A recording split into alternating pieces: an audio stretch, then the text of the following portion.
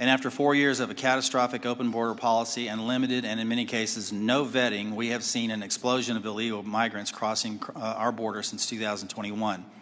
In fiscal year 2024, 516 were identified to be known or suspected terrorists, 106 of whom tried to sneak into our country between ports of entry. And these are just the ones we caught of the nearly 3 million encounters recorded by Customs and Border Protection. We've also seen an ISIS-affiliated human smuggling network bringing more than 400 migrants into the United States. And this occurs through networks associated with cartels and gangs from Sinaloa to CJ&G, who present an unacceptable risk to the security of the American people. In the midst of such threats, many have understandably lost trust in the intelligence community. One reason I'm particularly concerned about is a pattern of lapses I've seen in analytic integrity and objectivity in some of the assessments provided by the IC in the last few years. From President Trump-Russia collusion fiasco to the origins of the COVID-19 pandemic to anomalous health incidents, there have been numerous instances of the IC suppressing certain reporting, using substandard reporting to support a pre-decided thesis, and failure or refusal to consider plausible alternative analyses. That, combined with many other examples of weaponized government, results in a situation where the United States is facing very real threats, while many of our citizens lack trust in those they empower to inform on or counter these threats. Look, I've been honored to serve our country for many years now, first as an explosive ordnance disposal technician in the Army, now as a representative for the 1st District of Arkansas and chairman of this committee. In my time here, I've traveled the world and met with countless IC employees, from everyday Americans doing challenging and often dangerous work of intelligence to agencies directors like yourselves. The vast majority of those people are honest, hardworking, patriotic Americans that silently and without accolades do difficult jobs, often in austere places, sacrificing time with their families and in some cases putting themselves in danger, all in order to serve the United States. These silent warriors deserve our gratitude and our respect. They do not deserve to have their reputations besmirched by poor leadership.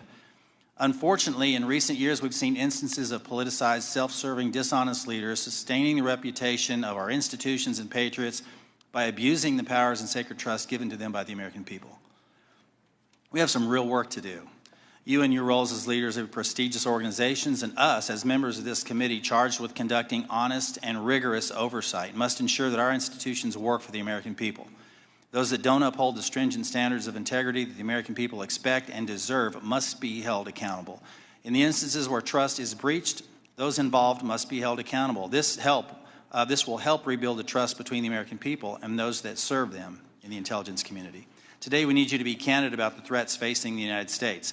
I have deep concerns that many threats have been downplayed or not taken seriously enough for some time, particularly in the homeland and the Western Hemisphere. I look forward to hearing your assessment.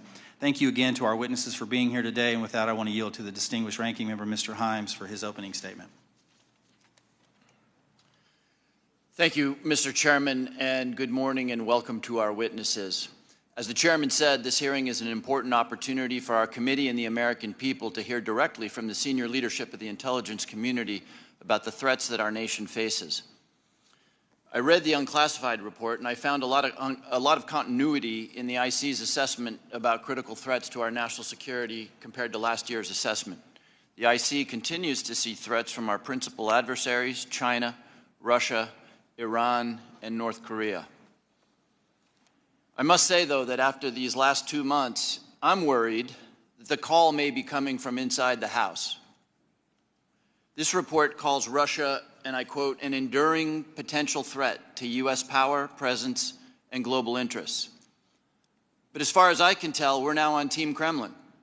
We vote with them and against our allies in the United Nations. We humiliate President Zelensky in the Oval Office.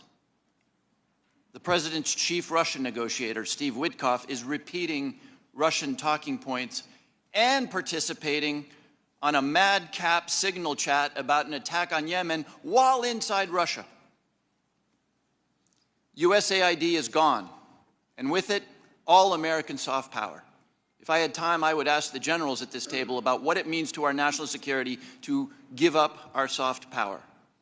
We're no longer helping struggling nations in Africa. China, or worse, terrorists, are filling the vacuum.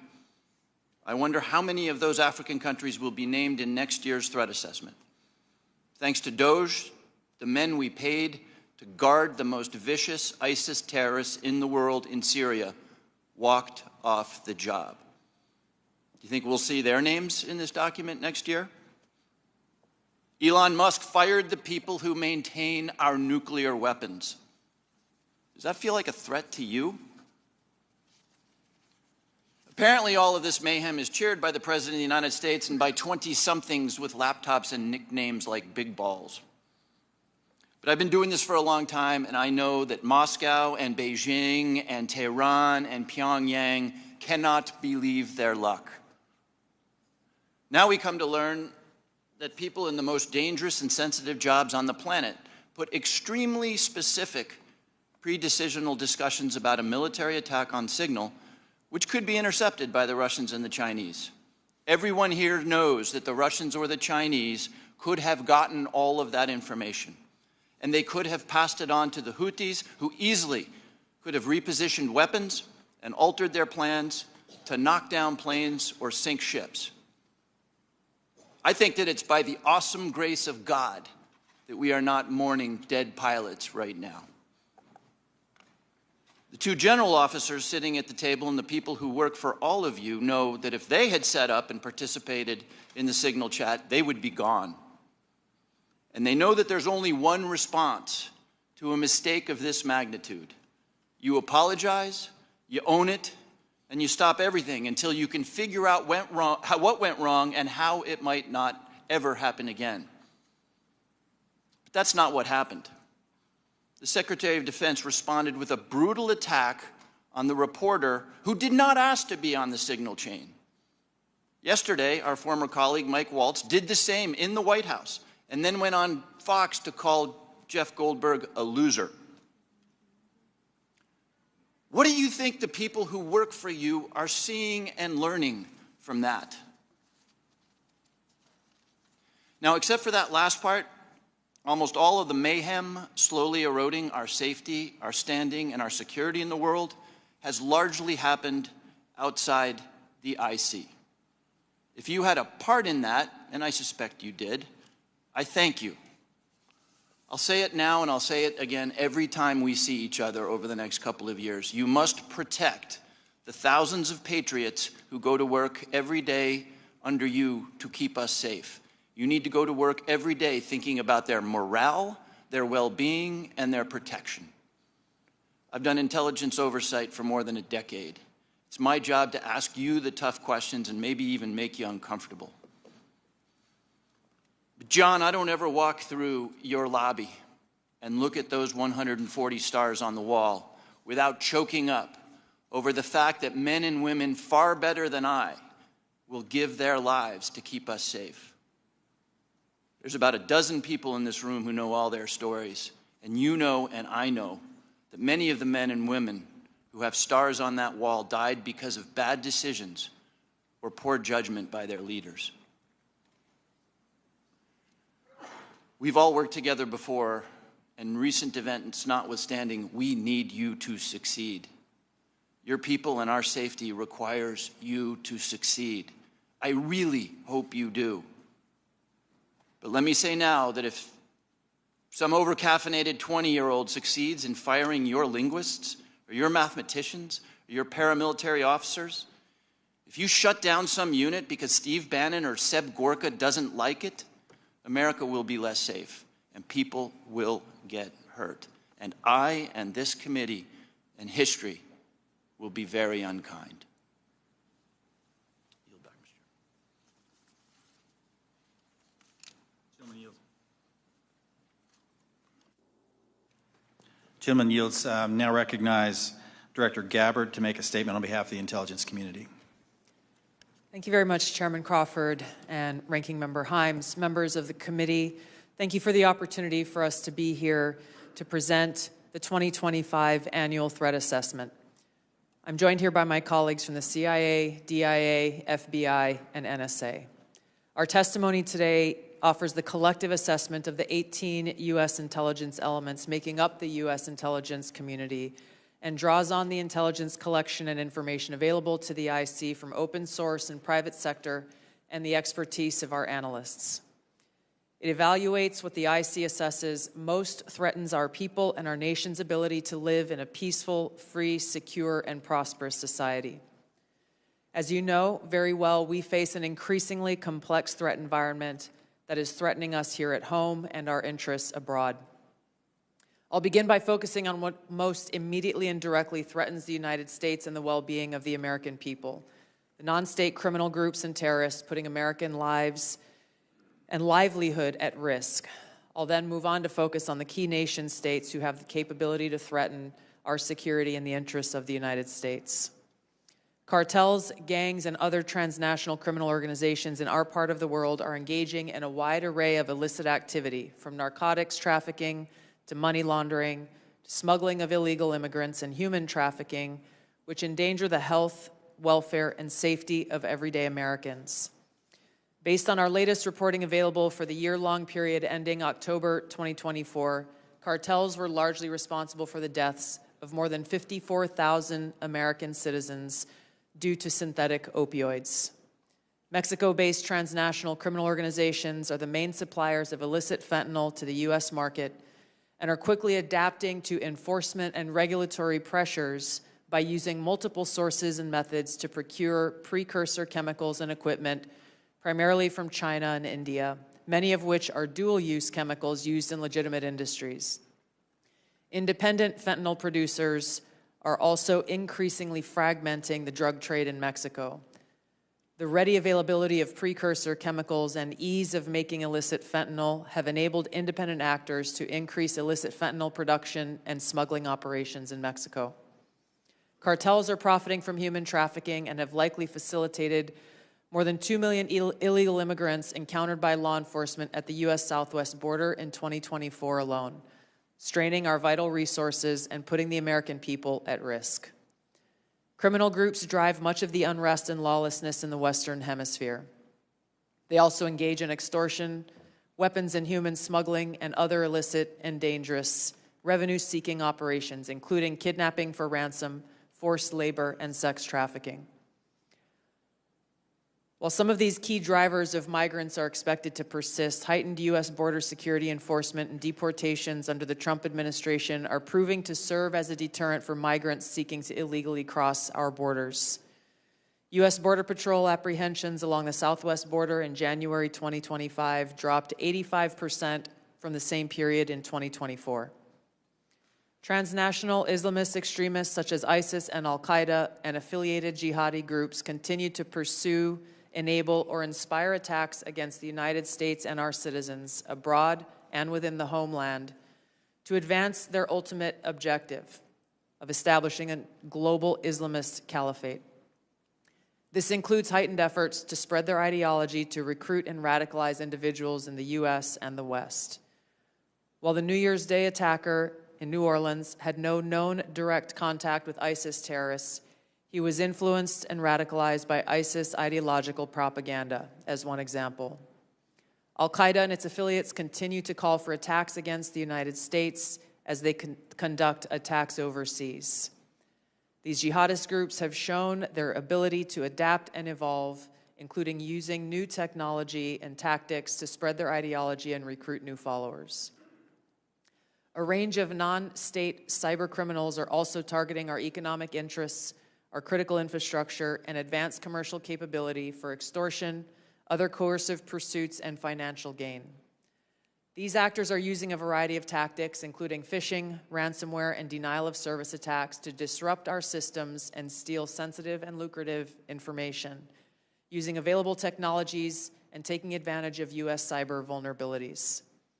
Ransomware actors last year, for example, attacked the largest payment processor for U.S. healthcare institutions, and another set of criminal actors conducted cyber attacks against U.S. water utilities. Some of these non-state cyber actors also operate as proxies for or emulate similar activities being carried out by major state actors. The IC sees China, Russia, Iran, and North Korea engaging in activities that could challenge U.S. capabilities and interests, especially related to our security and economy. They are in some cases working together in different areas to target U.S. interests and to protect themselves from U.S. sanctions. At this point, the IC assesses that China is our most capable strategic competitor. Under the leadership of Xi Jinping, the People's Republic of China seeks to position itself as a leading power in the world stage, economically, technologically, and militarily. Beijing is driven in part by a belief that Washington is pursuing a broad effort to contain China's rise and undermine CCP rule. China's most serious domestic challenge is probably China's slowing economy and the potential instability that could occur if socioeconomic grievances lead to large-scale unrest. Growing economic tensions with the United States and other countries could also weigh on China's plans for economic growth and domestic job creation. China's military is fielding advanced capabilities, including hypersonic weapons, stealth aircraft, advanced submarines, stronger space and cyber warfare assets, and a larger arsenal of nuclear weapons. While it appears they would like to develop and maintain positive ties with the United States and the Trump administration to advance its own interests and avoid conflict, China is building its military capability in part to gain an advantage in the event of a military conflict with the United States around the issue of China's efforts towards unification with the Republic of China or Taiwan. Beijing is advancing its cyber capabilities for sophisticated operations aimed at stealing sensitive U.S. government and private sector information and pre-positioning additional asymmetric attack options that may be deployed in a conflict. China's cyber activities have been linked to multiple high-profile breaches, including last year's massive compromise of U.S. telecom infrastructure, commonly referred to as Salt Typhoon. Beijing currently dominates global markets and strategically important supply chains, for example, with the mining and processing of several critical minerals. In December, China imposed an export ban to the United States on gallium, germanium, and antimony, all of which are important to the production of semiconductors and our defense technologies. This was in direct response to U.S. export controls on chips designed to broadly limit PRC access to advanced chips and chip-making equipment. China also aims to compete in other critical global industries, including AI, legacy semiconductor chip production, biomanufacturing and genetic sequencing, and medical and pharmaceutical supply production.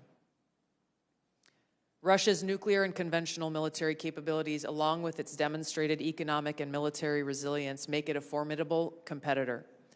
Moscow has more nuclear weapons than any other nation that could inflict catastrophic damage on the United States and the world in the event of a major war that Russian leaders feared put them and their regime at serious risk.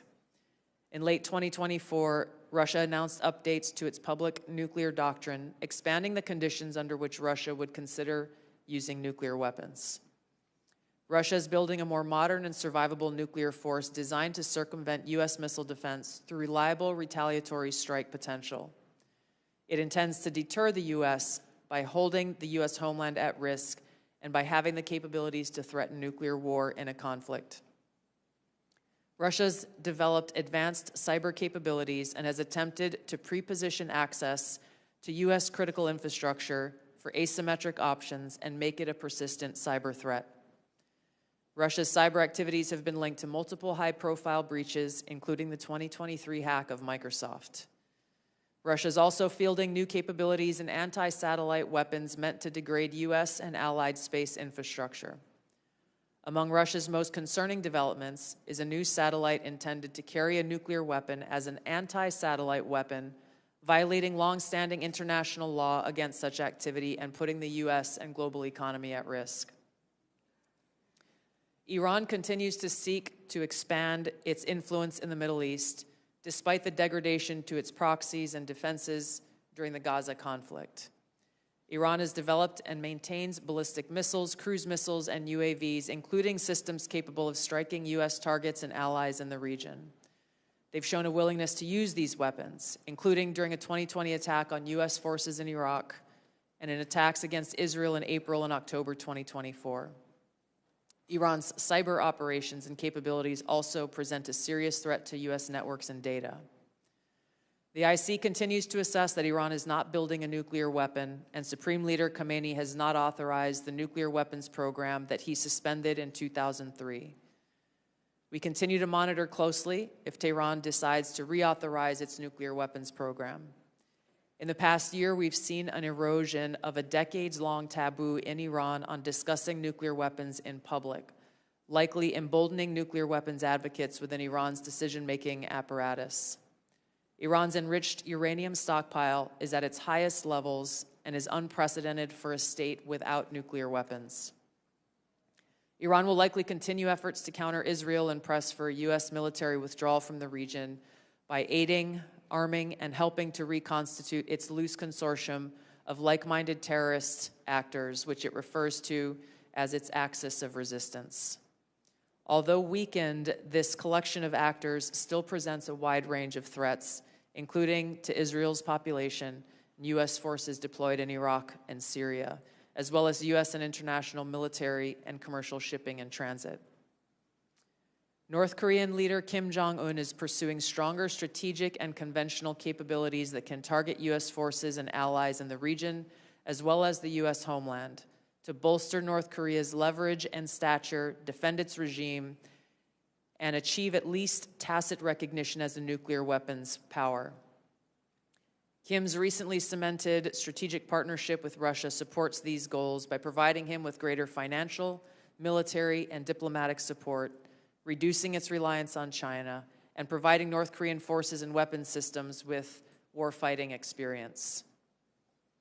Kim views his strategic weapons advances, its deepening ties with Russia, and its economic durability as strengthening his negotiating position against Washington's demands for denuclearization and lessening Kim's need for sanctions relief. Since 2022, China, Russia, Iran, and North Korea have grown closer. Removing the accelerant of the war in Ukraine is unlikely to revert these bilateral relationships to a pre-war 2021 baseline, leaving room for new strategic priorities in world events to create new incentives or challenges to their expanded cooperation. Russia has been a catalyst for much of this expansion, driven heavily by the support it has needed for its war against Ukraine, including protection from U.S. and Western sanctions. In addition to exchange of military and other resource capabilities with North Korea, Russia has relied more heavily on China's financial and defense industry backing and has increased combined military exercises with China. With Iran, Russia has also expanded financial ties to mitigate sanctions. Iran has become a critical military supplier to Russia, especially of UAVs, in exchange for Russian technical support for Iranian weapons, intelligence, and advanced cyber capabilities. The threats that we see to the U.S. to U.S. national security are both complex and multifaceted. In closing, I want to address briefly the signal chat issue that I know many of you are concerned about. The President and National Security Advisor Waltz held a press conference yesterday with a clear message. It was a mistake that a reporter was inadvertently added to a signal chat with high-level national security principals having a policy discussion about imminent strikes against the Houthis and the effects of the strike. The National Security Advisor has taken full responsibility for this, and the National Security Council is conducting an in-depth review along with technical experts working to determine how this reporter was inadvertently added to this chat. The conversation was candid and sensitive, but as the President National Security Advisor stated, no classified information was shared. There were no sources, methods, locations, or war plans that were shared. This was a standard update to the National Security Cabinet that was provided alongside updates that were given to foreign partners in the region. The Signal Message app comes pre-installed on government devices. In December of 2024, CISA stated, quote, "We strongly urge highly targeted individuals to immediately review and apply best practices provided in the guidance to protect mobile communications, including consistent use of end-to-end encryption." And they named Signal as an app as an example of such an end-to-end encrypted messaging app. Ideally, these conversations occur in person. However, at times, fast-moving coordination of an unclassified nature is necessary where in-person conversation is not an option. I'm also aware that a lawsuit was filed yesterday on this issue. As a result of that pending litigation, I'm limited in my ability to comment further on that specific case. My Office of General Counsel will be in close contact with the Department of Justice on this matter. The most important thing to the American people and to all of us is the success of this military operation against terrorists who have been and continue to attack American service members was extremely successful, thanks to the leadership of President Trump and the actions of our brave men and women in uniform. As the heads of the American people's intelligence community, we will continue to provide the President, you in Congress, and our warfighters with timely, unbiased, relevant intelligence to keep our country secure, free, prosperous, and at peace. Thank you, Mr. Chairman. Thank you, Director Gabbard. We now turn to member questions. I'll recognize myself for 5 minutes. I want to talk about, before I get into the threats, I want to talk about something we've talked about in this committee and in this setting before. We've had IC agency leaders commit to complying with our document requests but not follow through. And I don't know if this is due to direction from previous administration or middle management obstruction, but I find it completely unacceptable. In fact, I had to subpoena the NSA in order to cooperate with our AHI investigation last year. As you all know, it's the charge of this committee to conduct rigorous oversight, and part of that oversight is to occasionally requires us that we request documents from your organizations to enable our investigations. We cannot adequately do our jobs without your partnership and your cooperation. General Hawk and General Cruz, we had this conversation here before last year, and I'm not satisfied with your responsiveness. Therefore, I'm going to ask that question again on the record in this open setting to each of you. Do I have your unequivocal commitment to cooperating with document or other information requests from this committee, General Hawk? You do, Chairman. Thank you, General. Director Patel. You do, Mr. Chairman. Director Gabbard. Yes, Chairman. Director Ratcliffe. Yes, you do, Chairman and Ranking Member. And I want to start by saying it's good to be back. It's good to see you.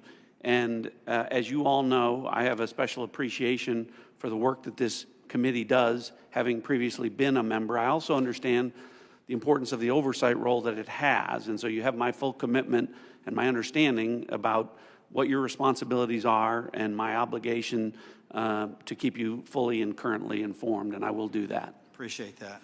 General Cruz. Chairman, of course, you have our continuing support on this critically important effort for the nation. Thank you. I appreciate that.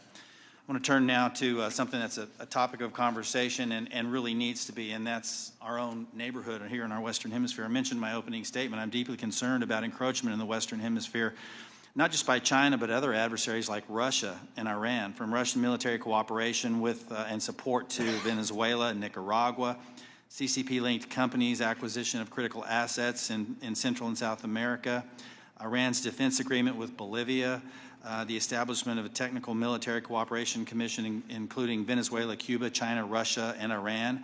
And I could list several more alarming examples. I'm afraid we focus so much of our attention across the world that we've lost sight of our own neighborhood, leading to the anti-American regimes gaining permanent footholds within striking distance of the homeland.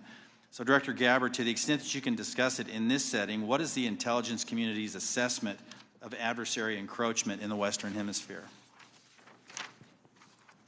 Thank you, Mr. Chairman. We'll be able to go into greater detail in the closed session, but the intelligence community assessment reflects what you have just detailed and outlined. The continued competition, encroachment, and investments that are occurring in the Western Hemisphere have rapidly increased and continue to pose a threat both to our economic interests and to our security. Every day there are new reports of further attempts, one just recently that came up yesterday with investments that are being made in the southeast part of the United States. Again, I'll go into this further in a closed setting, but the intelligence assessments that we are receiving are being shared with senior cabinet officials, Department of Energy, Commerce, Treasury, those who are working alongside us to not only monitor, but to determine the best policies that will protect our interests. Thank you. I want to turn to Director Patel real quick in the time that I have left. If you can flesh this out for me just a little bit. You indicated something that caught my attention in the proceeding yesterday, and that was your involvement with the Judicial Drug Task Force that you partner with at the state level, and how that has yielded positive results with regard to cartel activity. Can you put a little finer point on that to describe those partnerships in the 53 seconds we have remaining? Yeah, I'll try to be brief. Mr. Chairman, Mr. Vice Chairman, thanks for having us, Ranking Member. My priorities at the FBI have been to partner with state and local law enforcement in ways that we have not done so before, particularly on information sharing, and it's a two-way street. And in order for us to effectuate drug seizures and narcotics interdictions in the 50 states, we treat them as all border states, because that's what's happening. We have an American citizen die of a drug overdose every 7 minutes. That is wildly out of control and unacceptable. But the FBI cannot do that mandate and secure the American people from Washington, D.C. So we're putting resources in the field. We are working with our partners at the state and local level, and we are seeing immediate results, as we are seeing in Arkansas, as I outlined yesterday, with hundreds of arrests, thousands of pounds of narcotics seized, dozens of weapons, and multiple indictments. Thank you, Director. I'm going to yield and recognize Ranking Member Himes for 5 minutes. Thank you, Mr. Chairman. If there's something I care as much about as the national security of the United States, it's the powers and prerogatives of this Congress and its oversight duties. So I want to spend a minute or so on yesterday's testimony in front of the Senate and direct these questions in particular to Director Patel and Director Gabbard. Yesterday, Senator Heinrich asked, did this conversation, referring to the signal chat, include information on weapons, packages, targets, or timing? Director Patel, you said not that I'm aware of. Director Gabbard, you said same answer. This morning we learned that the signal chat included the following update, forward-looking update from the Secretary of Defense. Time now, 11:44 Eastern Time. Weather is favorable. Just confirmed with CENTCOM. We are go for mission launch. 12:15 Eastern Time. F-18 launch. First strike package. 13:45 trigger-based F-18 first strike window starts. Target terrorist is at his known location, so should be on time. Also, strike drones launch. MQ-9s. 14:10 more F-18s launch. Second strike package. Do either of the directors want to reflect on their testimony yesterday in the context of what I just read? Sure. 1, I was not on that signal chat. 2, I have not reviewed it. And 3, as you just indicated, that was made public this morning. But, Director, you didn't, prior to yesterday's Senate, you were on this. You were on the signal chat, correct? No. Okay, but did you review the material on the signal chat? No, I wasn't on it. Director Gabbard? Yes, Ranking Member. My answer yesterday was based on my recollection, or the lack thereof, on the details that were posted there. I was not, and what was shared today reflects the fact that I was not directly involved with that part of the signal chat, and replied at the end reflecting the effects, the very brief effects that the National Security Advisor had shared. So it's your testimony that less than 2 weeks ago, you were on a signal chat that had all of this information about F-18s and MQ-9 Reapers and targets on strike, and you in that 2-week period simply forgot that that was there. That's your testimony? My testimony is I did not recall the exact details of what was included there. That was not your testimony. Your testimony was that you were not aware of anything related to weapons packages, targets, and timing. As the testimony yesterday continued on, there were further questions related to that, where I acknowledged that there was conversation about weapons, and I don't remember the exact wording that I used, but I did not recall the specific details that were included. Director Gabbard, you've reasserted that there was no classified information. I think we can all agree that that information shouldn't have been out there. But let me ask you this. Are you familiar with the ODNI's classification guidance? I'm familiar with it. I've actually got a copy right here. If I read you a part of that guidance, I wonder if you could tell me what the level of classification indicated is. I'm reading from your classification guidance. And the criteria is information providing indication or advance warning that the U.S. or its allies are preparing an attack. Do you recall what your own guidance would suggest that be classified? I don't have the specifics in front of me, but it would point to what was shared would fall under the DoD's classification system, and the Secretary of Defense's authority So let me to help you, because determine there's what a is very clear classified answer. and what is not. You don't, I guess you don't have it, but information providing, this is the ODNI guidance, information providing indication or advance warning that the U.S. or its allies are preparing an attack should be classified as top secret. Do you disagree with that? I don't disagree with that. I just point out that the DoD classification guidance is separate from the ODNI's classification guidance. Do you think it would be materially different? Ultimately, the Secretary of Defense holds the authority to classify or declassify. Do you think it's likely that DoD guidance is materially different from what I just read? I haven't reviewed the DoD guidance, so I can't comment.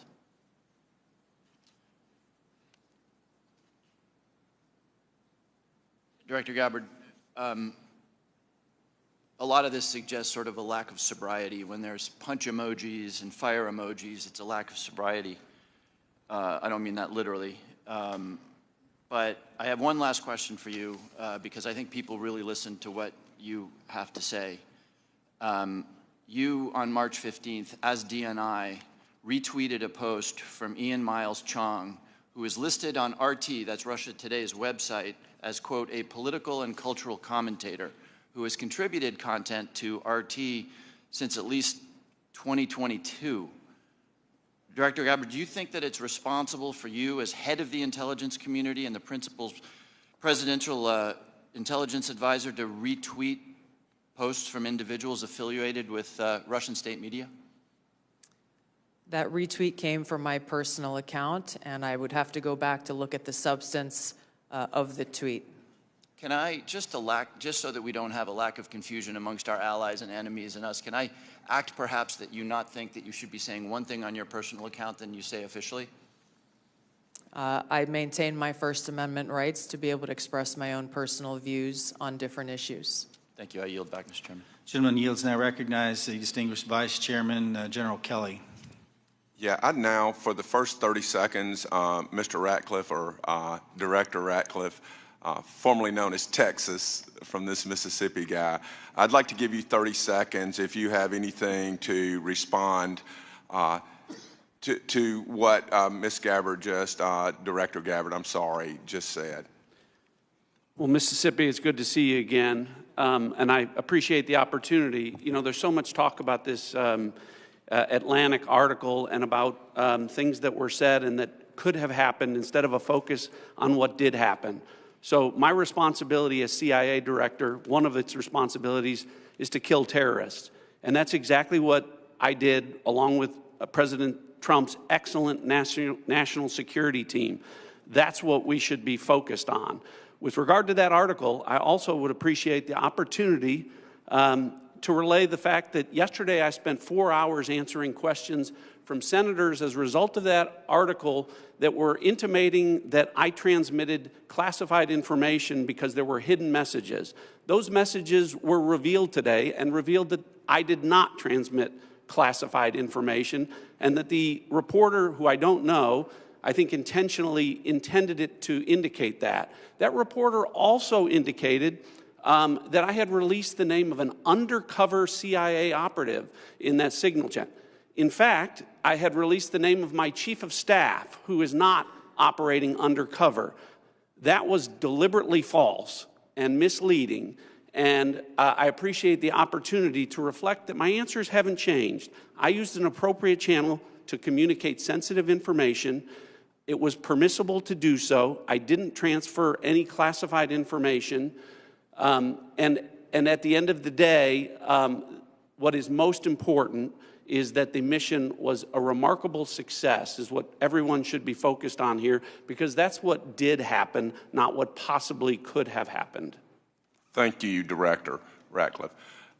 Director Patel, thank you for the great job that you've done. So, first of all, your coordination and trying to comply with the letter that was sent last year and the year before asking for the baseball shooting, of which what I got was basically what happened on the field, and I was there, so I don't need to know that, although no one from the FBI ever talked to me about what happened. They talked to people who were not there. but I appreciate your commitment to getting us the full unredacted report, or the redactions are to protect innocent people who are not part of the process, not the people who made decisions to classify that as suicide by cop as opposed to an assassination attempt of many members of Congress, of which I was one. Thank you for your commitment, Director Patel, because I know that you will give us what we have asked for so that we can put this to rest, Mr. Winstrup, myself, and several others. Can I get your commitment to do that, Director Patel? In fact, I just got an update, Mr. Vice Chairman, from my team. You'll have all of those materials to you and your committee by the close of business today, or at the latest tomorrow morning. And just really quickly, Director Ratcliffe, and I don't want to go over time. I think it's so important for everybody to have their time. Can you tell me the impact that DOGE has had in causing you to fire people you shouldn't have fired, or release people who are instruments of national security no longer there? Tell me if you've had any impact specifically that DOGE has caused you to lose someone who was necessary for national security. Given the fact that as of this date, no one from DOGE has been on the CIA campus, and I've had no direct communication with DOGE other than conversations with Elon Musk at cabinet meetings, I would say the impact is zero. Director Patel? I'm in a similar situation. We do work with DOGE on government efficiencies, but I have not seen any negative impacts at the FBI. Thank you very much. And Director Gabbard, it's good to see you again, too. You know, I think we were freshmen together, you and I and Director Ratcliffe, and I'm here and you guys are like there. Have you seen any impact across the whole IC that DOGE has caused things that you can't respond to? Yeah, thank you, Congressman. It's great to see you all again here. The answer is no. Similar with Director Ratcliffe, DOGE has not been at ODNI. The President understands the essential national security mission that we have, and we are going through our own internal assessments to ensure we're achieving the effects in an efficient way that is responsible to the American taxpayer. Yield back, Mr. Chairman. Gentleman yields. Mr. Carson. Thank you, Chairman, to the witnesses, many of whom I've worked with in the past. It appears that this year's report omitted any discussion of transnational concerns like global health security, infectious diseases, and the role of conflict, violence, and political instability play as drivers of migration. Coupled with the administration's cuts to USAID and other international assistance, particularly health and humanitarian assistance, won't these reductions and eliminations increase regional instability and volatility in areas already at high risk for threats? Was the IC consulted at all in the decisions to eliminate such critical funding, and why weren't these risks included in this year's report? Thank you for the question, Congressman. The direction that I gave to our National Intelligence Council as they were putting together the annual threat assessment was to focus on the most direct and extreme threats that we face from non-state and state actors. While I acknowledge the factors that you've mentioned create an environment that our operators and intelligence officials need to be aware of, this year's annual threat assessment was really more targeted to focus on the direct threats that we have the ability to affect and impact. Some of those were included here that you mentioned with regard to the effects and impacts of USAID. That assessment has not yet been done, or at least to my knowledge, and was not considered to be included here. Director Patel, this year's assessment, sir, confirms a threat I've worked on for a number of years, domestic extremists, including lone wolves, white nationalists motivated by racial or anti-government grievances, even religious grievances. Mr. Director, a few yes or no questions. Do you, sir, agree that these domestic threats must be addressed as thoroughly as foreign extremists? All threats like that will be treated equally, yes, sir. Is it true, sir, you moved personnel out of the FBI section responsible for countering domestic violent extremists? I don't believe I did that. Is it true, sir, that you've discussed disbanding this section? I don't believe I've done that. Will you pledge today, sir, not to disband this critical section? I will pledge to you today that any personnel matters that are being worked on currently, once finalized, the congressional notification will be published to your committee. Mr. Chairman, I yield back. The gentleman yields. Now recognize the gentleman from Illinois, the former federal prosecutor, Mr. LaHood. Well, thank you, Mr. Chairman. I want to thank all of our witnesses today for your service to our country. And I want to focus my questions this morning on FISA Section 702. And Director Ratcliffe, welcome back to the committee. In your confirmation hearing before the Senate, you were asked extensively about FISA and Section 702, and I think laid out a compelling narrative on how, as you described it, quote, how indispensable it is to national security. And you were also asked about a warrant requirement on Section 702. And your answer to that was, quote, on whether a warrant makes sense on 702. Your quote was, the answer is no. We're talking about national security issues where sometimes minutes matter in the ability to disrupt or interdict the bad actors or to act upon the intelligence that you can gain from that, unquote. Director, I wanted to ask you, is that still your belief today regarding the warrant requirement? Congressman, it absolutely is. You've accurately reflected my prior testimony. It is also my testimony that 702 is indispensable to our intelligence picture, and the loss of it would be catastrophic to CIA. And the reason that I say that from this position is not only is 50% of all of our critical analysis provided to the President as Commander-in-Chief in the President's daily brief 702 derived, 70% of CIA's success with regard to advanced weapons counterproliferation is the result of 702 collected information. And finally, 90% of CIA's successful interdictions with regard to synthetic drugs like fentanyl are the result of 702 collection. It's absolutely indispensable to the work that CIA does, and I'm glad that you gave me the opportunity to reflect that to this committee. Thank you, Director. And just to ask a follow-up on that, as you know, in the House last year when we had our FISA reform and Section 702 reform measures put in place, you know, we had a debate, robust debate on the House floor regarding the warrant requirement. It was a very, very close vote, 212 to 212. Director Ratcliffe, what can you tell our members to alleviate and reassure them on, again, the harm that a warrant requirement would do to 702? Well, Congressman, it would impose a de facto ban on lawfully querying previously collected data to find threats against U.S. persons and government officials. So that would be, again, catastrophic to our efforts to keep our community safe.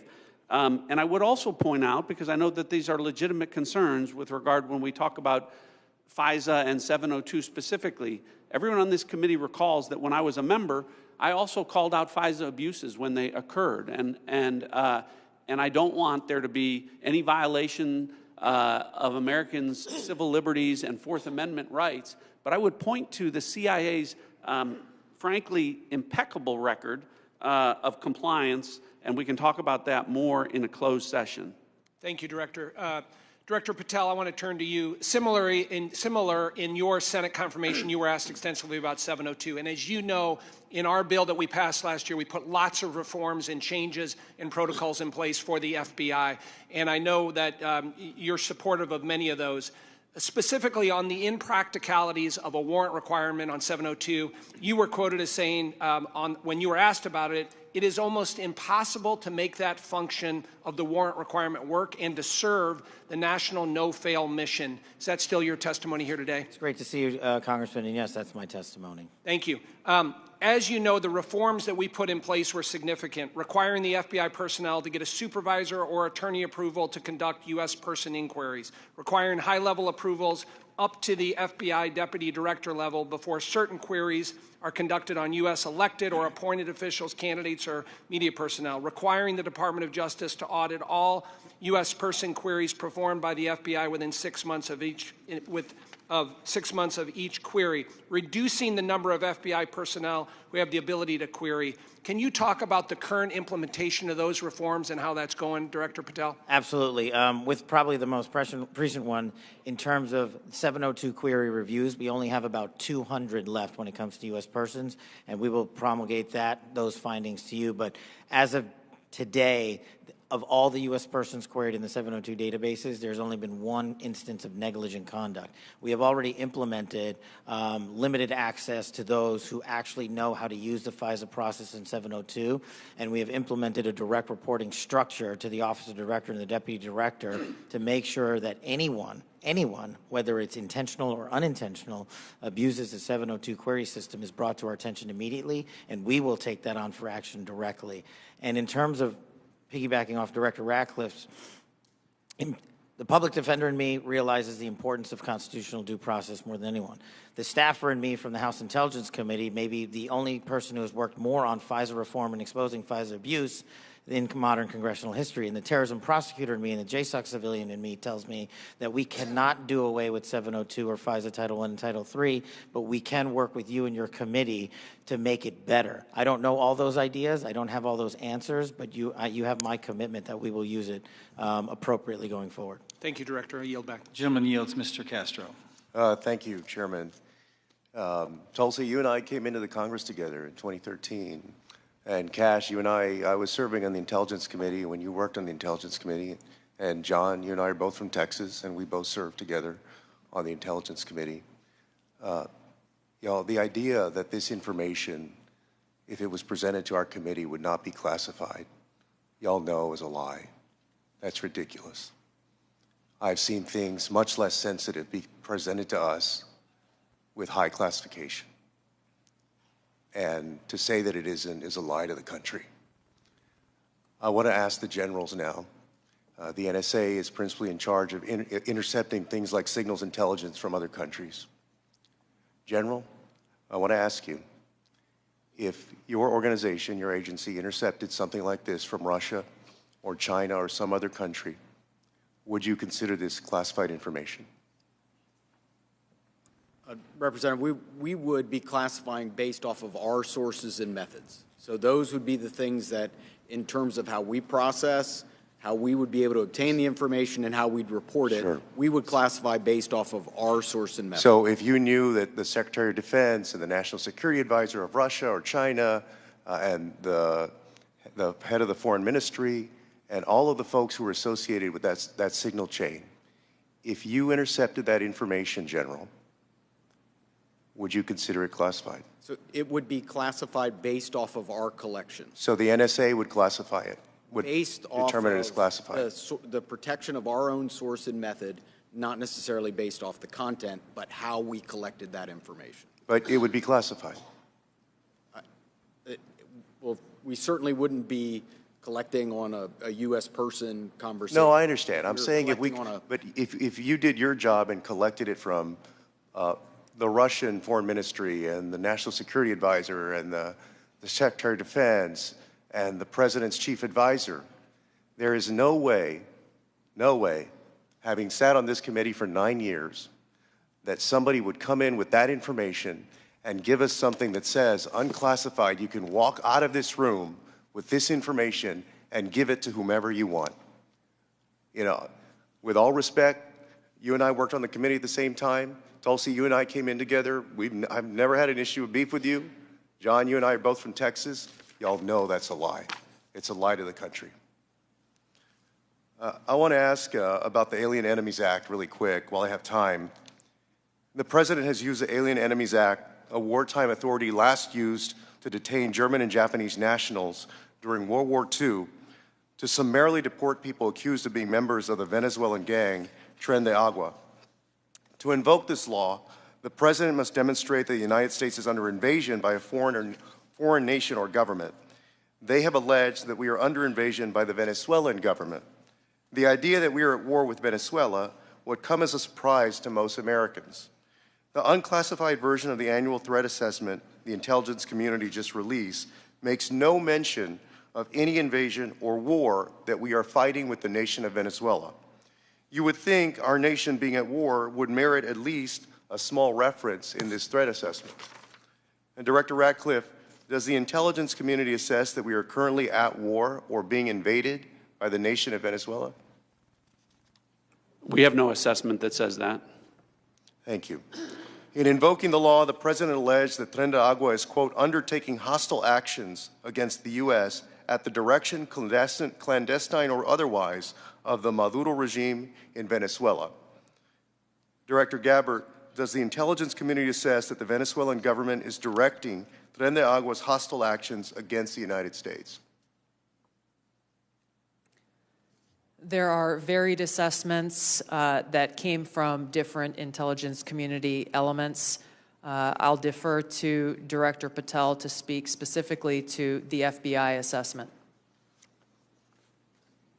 But let me ask you, so you're saying there are conflicting assessments that have come from the IC? That's correct. Okay, thank you. We'll take it up in closed session. All right. You know, your threat assessment makes issue of, highlights fentanyl trafficking as a top threat to the United States, yet support for law enforcement cooperation with Mexico has been put on hold, and there's been a threat of invasion to Mexico by the United States. You assess that Russia's advanced cyber capabilities make it a persistent counterintelligence cyber threat, yet the administration shut down the unit at the Cybersecurity Infrastructure Agency tasked with stopping Russian cyber attacks. There are so many other ways that the actions of this administration have contradicted this threat assessment, and the administration is making the world and the United States more dangerous. I yield back. The gentleman yields. The gentleman from Pennsylvania, Mr. Fitzpatrick. Thank you, Chairman Crawford. Thank you to all of our witnesses for being here. I look forward to working with each and every one of you to keep our country and our planet safe. I wanted to carry on the topic of Section 702 reauthorization. Representative LaHood and I did a lot of work on this over the past 2 years. As you all know, last Congress, this committee worked in a bipartisan manner to advance the reauthorization of what most of us, if not all, deem to be our country's single most important national security tool. The result was what was titled the Reforming Intelligence and Securing America Act, which not only reauthorized Section 702, but equally important, and provided necessary reforms to our intelligence community in an effort to address past abuses. This was the largest single reform of the FBI and the IC in a generation, making sure that there are appropriate compliance guardrails that enhance accountability while still protecting the critical tools necessary for our nation's security. Just to name a few, in 2009, Section 702 protected our nation from an attack by an al-Qaeda member who intended to detonate explosives in the Manhattan subway lines. In 2014, Section 702 helped prevent attacks by assisting in the removal of ISIS leader Haji Imam. In 2022, Section 702 contributed to the U.S. government's operation against the last remaining 9/11 architect, Ayman al-Zawahiri. And as we saw in the horrendous attacks of October 7th, an attack on the people of Israel, where Hamas killed over 1,200 innocent civilians, intelligence collection is essential to the safety and security of our population. We must never, ever see another attack the likes of 9/11. Especially as a result of a self-inflicted intelligence failure. Not reauthorizing the use of this authority in this coming year would intentionally and willingly put the United States at a disadvantage against actors who seek our destruction. Representative LaHood touched on the warrant requirement. As you all know, that is really the linchpin here. And I think it's abundantly clear for members of this committee, members of this Congress, and for members of our intelligence committee to understand that a warrant requirement is on the collection of data. A warrant requirement cannot apply to the querying of already lawfully collected data.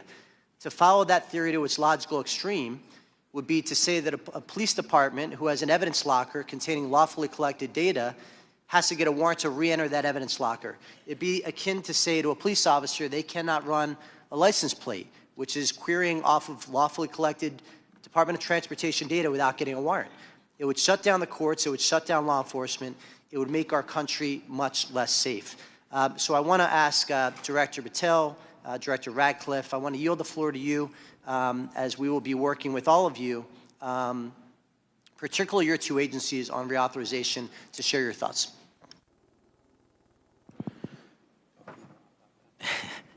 So it's great to see you, sir, and thanks for the question. Look, on 702, just to flesh out some of the more specific operational use that I have it with specifically relates to what you just said. When I was a terrorism prosecutor, we used 702 directly to prevent a shopping mall in Houston from being blown up. We used 702 collection directly to prevent an attack on the state capitol in the state of California. And those individuals were prosecuted and are currently in prison.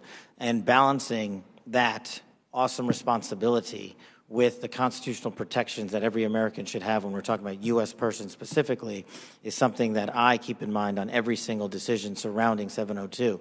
But as Director Ratcliffe stated, and it has been my experience, while I understand and appreciate the concerns for the warrant requirement based on U.S. persons, if there is a solution that allows that to happen in real time, then we can have that discussion. But I have not encountered one, and thus it obviates the need in my perspective, in my mission set to protect the American people and hunt down criminals in its application. So where it is now with the reforms y'all have implemented, we've done a great job on protecting American civil liberties, and I'm always open to, and I do believe we can do some more. Director Ratcliffe. Good to see you again, Congressman. I agree with Director Patel's comments with regard to that. I'll start out by saying, obviously in this role, I'm not a policymaker. But at the appropriate time, when this comes up for renewal, I think I made it clear and will make it clear from the CIA's perspective the indispensability of 702 as a tool to providing the Commander-in-Chief an accurate picture of the threat environment.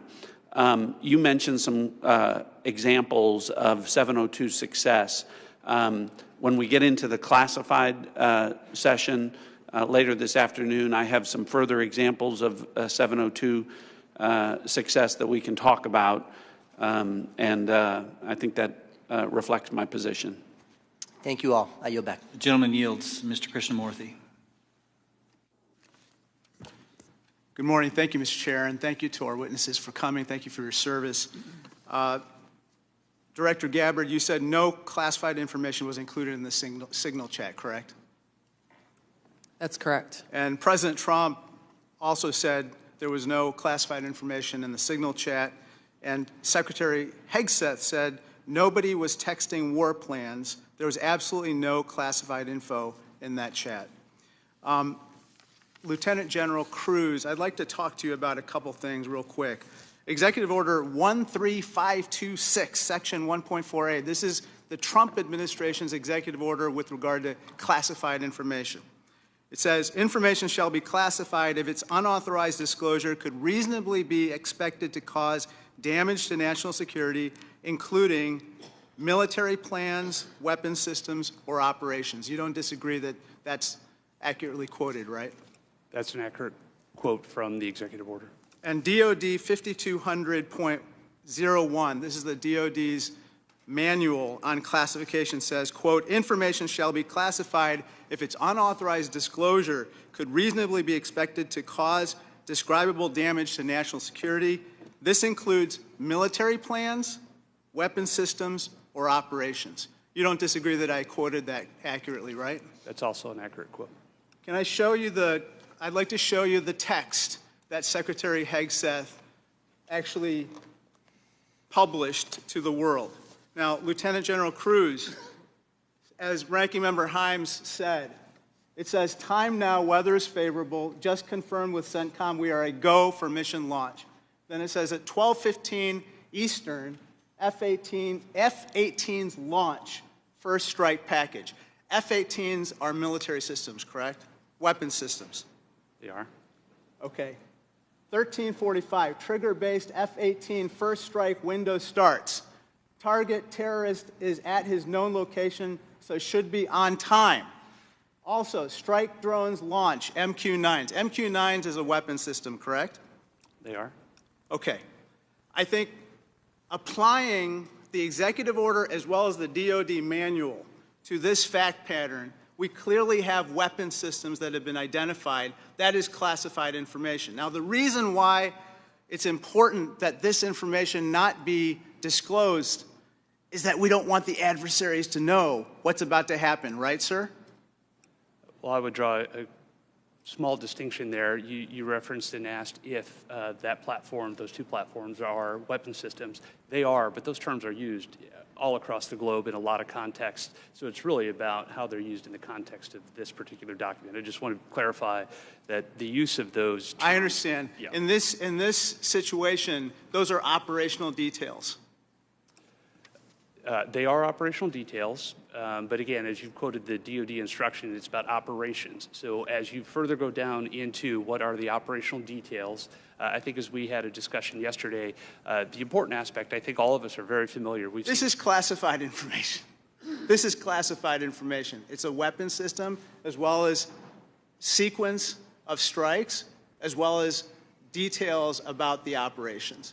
And so I think that just piggybacking off of what some other members have said, using the DoD's manual as well as the executive order in operation today with the Trump administration, this text message is clearly classified information. Secretary Hegseth has disclosed military plans as well as classified information. He needs to resign immediately. He needs to resign immediately, and a full investigation needs to be undertaken with regard to whether other similar signal chats are occurring in this administration. I'd like to turn my attention to another topic. Director Patel, according to the DOJ, in 2022, the FBI led Joint Terrorism Task Force, JTTF, in my hometown of Chicago, valiantly led efforts to prevent a plot to attack Naval Station Great Lakes in Illinois. You don't dispute that, do you, sir? I'm not familiar with it, but I don't dispute what you're telling me. Thank you.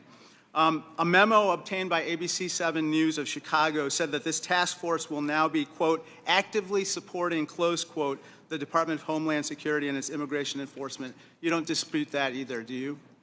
I'm just not familiar with it, sir. Okay. Sir, I just have to say, the DOJ has now tasked JTTFs to shift some resources to immigration enforcement efforts.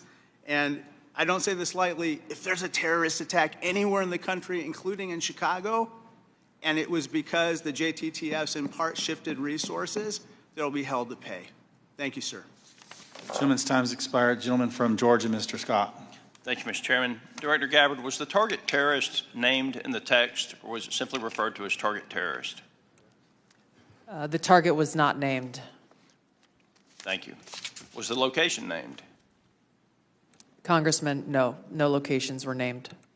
Thank you. Director Patel, there was a specific accusation made about how close we are working with Mexico currently. My understanding, and I want to congratulate you on this, and I think it shows a shift of focus at the FBI since you've taken over to what it should have been doing all along, which is chasing the 10 most wanted that are threatening our country. My understanding is that 2 of the 3 were actually arrested in Mexico and are being extradited back to the United States. Is that correct? Yes, sir. We have been working. One of the first meetings I took as FBI director was my counterpart, Secretary Farouche, in Mexico. And subsequent to that, we have repaid or extradited or expelled from Mexico 2 top 10 of the FBI's most wanted list and 33 other criminals. Well, it sounds to me like we're working closer with them today than we have in the last several years, and that the focus of the FBI has shifted to actually protecting American citizens instead of arresting pro-life protesters. Our mission is to find violent criminals wherever they are, and if they're in Mexico, we're going to get them. Thank you. And I appreciate you, and I appreciate the change in the focus of the FBI. I want to talk with you a little bit about the counterintelligence threats, one of which was an active-duty U.S. Army soldier charged with conspiring to transmit national defense information to individuals located in China. What can you say in this setting, or can you briefly explain your work with interagency partners to identify and neutralize counterintelligence threats in the United States around this example? For me, sir? Yes, sir. So generally speaking, on counterintelligence and countering espionage, whether it's from adversaries like the CCP, Russia, Iran, or otherwise, we have prioritized them as an equally violent criminal enterprise seeking to do harm to our critical infrastructure and also to exploit and steal our data, whether it's government or private personnel. And so we have expanded our resources into them and working with the interagency to make it a priority. Okay, thank you. I want to move on to the issue of the threshold of parole under the previous administration and the number of illegal immigrants that have come into this country, including people with known membership in terrorist groups. For those individuals that pose a risk and that we have captured and are being deported, are we sharing the biometric and biographic information with our allies to mitigate their ability to relocate or operate abroad? What we are doing at the FBI is sharing the information we're allowed to with our Five Eye partners, and then on an individual basis, we are trying to share information with other partners who deemed individuals that they find of consequence. Okay. As you move further into your position, if you have additional recommendations on how we better share information, please let us know. Yes, sir. Director Ratcliffe, China's influence on the Panama Canal has increased since 2017. Panama became the first Latin American country to sign on to China's Belt and Road Initiative. Can you talk about not just China embedding itself into the various canal-related sectors and operations, but what other areas in Central and South America have China and others increased their presence, and what examples concern you the most? Thanks, Congressman. Appreciate the question. I do want to comment. The question before about cooperation with Mexico, it's really across the IC. When Mexico's Secretary General Omar Harfuch, head of Mexican security, was here, he not only met with Director Patel, he met with Director Gabbard, and he met with me. So we have been working on that, again, to the benefit of both our countries. To your point, the PRC throughout Central and South America continues to attempt to use its soft power to gain a foothold. They use direct aid to countries that need it. They also provide funding to universities to get a foothold to create influence. And you mentioned the Panama Canal, and you've seen the diplomatic efforts of the administration to address that and push back on PRC ownership of the canal locks. But that ties into what the IC is doing. In these instances, it's important for us, Congressman, to the best way we can operate is to provide intelligence to countries in Central and South America, to provide them with briefings, which we do, to provide them with tailored analysis of our intelligence about how China is manipulating them, about how China is hacking them, the things that China is doing to gain a foothold, and Russia and Iran throughout that area. So the CIA is very much focused on that. Gentleman's time's expired. Mr. Crow. Thank you, Chairman. General Hawk, the NSA recently warned its employees not to use the Signal app. Is that correct? What we did, Congressman, is we put out cybersecurity advisories on a whole host of systems. On the Signal app that was included in that advisory, right? What we've done is we've put out an advisory on how to use the Signal app and other encrypted applications, because we do encourage our employees and their families to use encrypted. Because there's risk to that app. There are. Okay. General Cruz, DOD also issued a warning about vulnerabilities to the Signal app recently, correct? That's correct. Okay. Director Gabbard, you were on the Signal text chain in question, correct? Yes. As was Mr. Witkoff, the administration's lead negotiator with the Russians, correct? Yes. And at the time, Mr. Witkoff was actually in Russia during this chat discussion, was he not? I was not aware of that.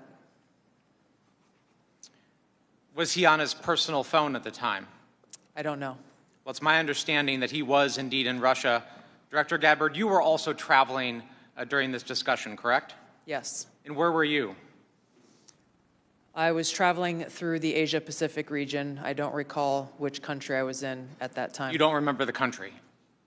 I'd have to go back and look at the schedule. Director Gabbard, I want to direct your attention again to the text chain where it says, Just confirmed with CENTCOM, we are a go for mission launch.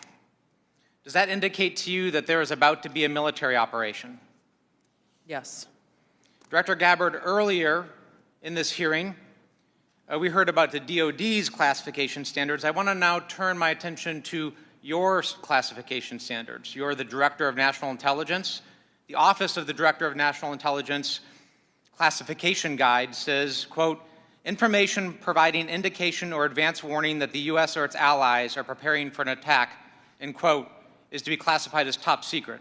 Are you familiar with that? Yes. Director Gabbard, have the Houthis indicated an ability to shoot down American aircraft? Yes. They have in fact done so, haven't they? Yes. Including MQ-9 Reapers, haven't they? That's correct. And that was one of the systems used in the attack recently that's the subject of this discussion, is it not? Correct. General Cruz, are you familiar with this system? I'm not wearing my glasses at the moment, but... Well, I'll help you out. This is an SA-3 anti-aircraft system. Correct. Are you familiar with this next system? I am. What is it?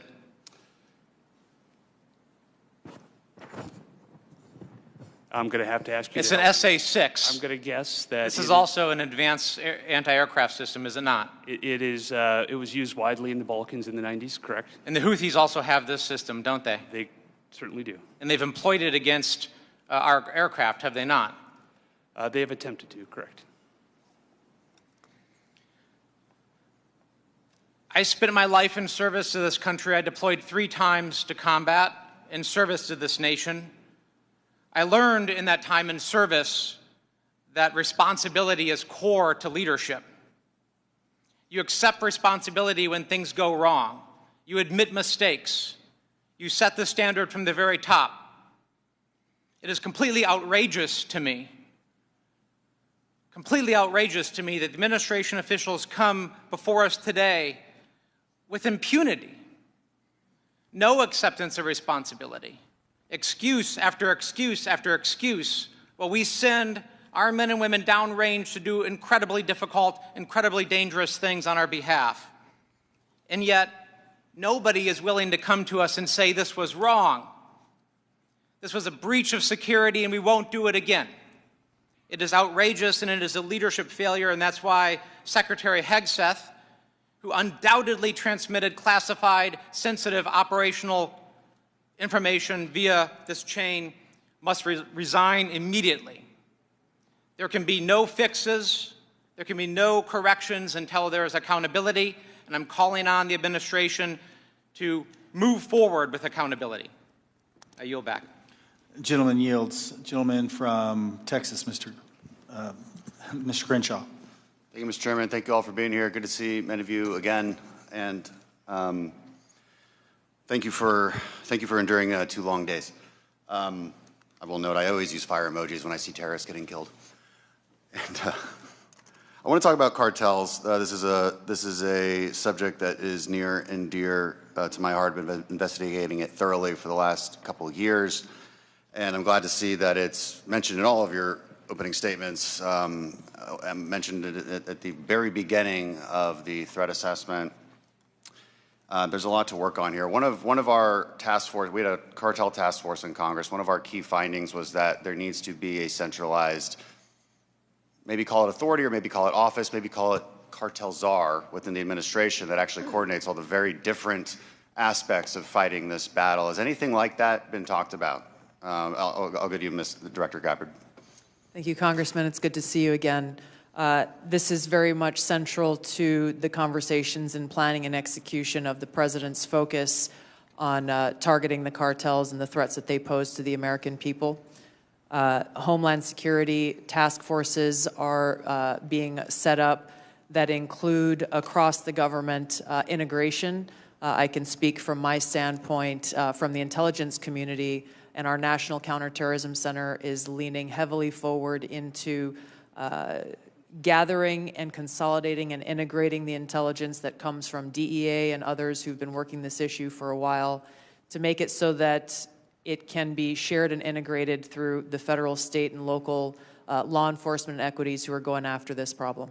Yeah, we'll talk a lot more about that exact thing in closed session, but at a higher level, our recommendation is there needs to be someone at a much higher level that coordinates state, DOD, CIA, FBI, Homeland. It's a massive problem, one I'm all too familiar with. Director Patel, the FBI is tasked with working foreign corruption charges. In the past administration, the FBI told me they actually don't focus on Mexico very much. Because, and now in their defense, they say the reason is because they won't get anything out of it, because they don't have a cooperative government to work with. I think a lot has changed. Do I have your commitment that we will at least start following up on those, because the judiciary system in Mexico is a key component in our failures to address the cartels? You do, Congressman. Apologies for not getting back to you sooner. You're good. I appreciate it. I also want to ask you that the FBI has disrupted an alarming number of terrorist attacks in the last year, last 2 years. Great on the FBI for doing that. I don't think many Americans realize how good the FBI has been at this. But this also gets to the conversation earlier about FISA 702. One of the main arguments I wanted to argue with my colleagues on this was, when you have a warrant process for the query, what you will fail to do is connect the dots between the domestic and the international threat, and those connections are there, as we see all the time. Would you agree with that? That we need to maintain that process in a responsible way, of course? I do, sir. I appreciate that. Director Gabbard, in my remaining time, I want to ask you, because of my, and this may go to our General Cruz as well. Because of my work on energy and commerce, we have an issue there with broadband spectrum auctions, and of course this affects our intelligence community in a very large way, and our DoD. Getting right to the question here, how much, if any, spectrum can the DoD give up without having a significant effect on the administration's prioritization of lethality and deterrence? I'll defer to General Cruz, specific to DOD. I certainly wouldn't want to speak for all of DOD, and I think the committee is already in a fantastic conversation with the DOD on that issue. But broadly, what I would say is DOD has laid out the portions of the spectrum that it believes for both operational capabilities, and in closed session, I am more than happy to walk you through from the intelligence portion of the mission that we do. There are two different portions of the spectrum. We often talk about one, but not the other, and in closed session, I'd be more than happy to tell you why the other portion of the spectrum is important to national security. Sure, and the details are obviously classified, but we can talk about X and S spectrums and get a better idea for the public about, because the public would benefit from telecom having the ability to use some of these. When we look at 5G networks, 6G networks, so it's a conversation that we need to have on a much longer time to do so, which I've run out of. So I yield back. Thank you. Gentleman yields. Dr. Barra. Thank you, Mr. Chairman. You know, I associate myself with the comments of my colleague, Congressman Crow. I'm deeply disappointed in how we're handling this breach of protocol and so forth. You know, every year at the beginning of Congress, we take an oath to office. You know, this is an awesome responsibility to be a member of Congress, to protect our country. We have no greater responsibility than to protect our homeland. And, you know, when I walk into this committee and the honor of being on this committee, I don't see Democrats and Republicans. I see folks that every day want to do the same thing. But as Congressman Crow suggested, the mark of leadership, and we all are leaders in this room, is to accept responsibility when mistakes happen. And that signal chat was a mistake. I'm not here to impugn your character. You were all nominated by the president. You were all confirmed by the president. But we have an awesome responsibility, an incredible responsibility to the American people. And then given that we are the United States of America, we have a responsibility to the world. And this really was a breach of protocol. I'll take you at your word that we are going to do a full investigation of it. Our responsibility as oversight is to understand this breach, understand who leaked information, how that happened, and then hold those responsible. You know, I 100% agree with the chairman in his opening statement. He said, where trust is breached, those responsible need to be held accountable. So do I have, you know, Director Gabbard, we served together, we came into Congress together. Do I have your word, when this investigation is fully completed, we will get the full breadth of the investigation? Thank you, Congressman. That would be my intent. I will caveat that by saying that this is being conducted by the National Security Council. I've not gotten any indication that they would try to withhold that, but I can't speak for them.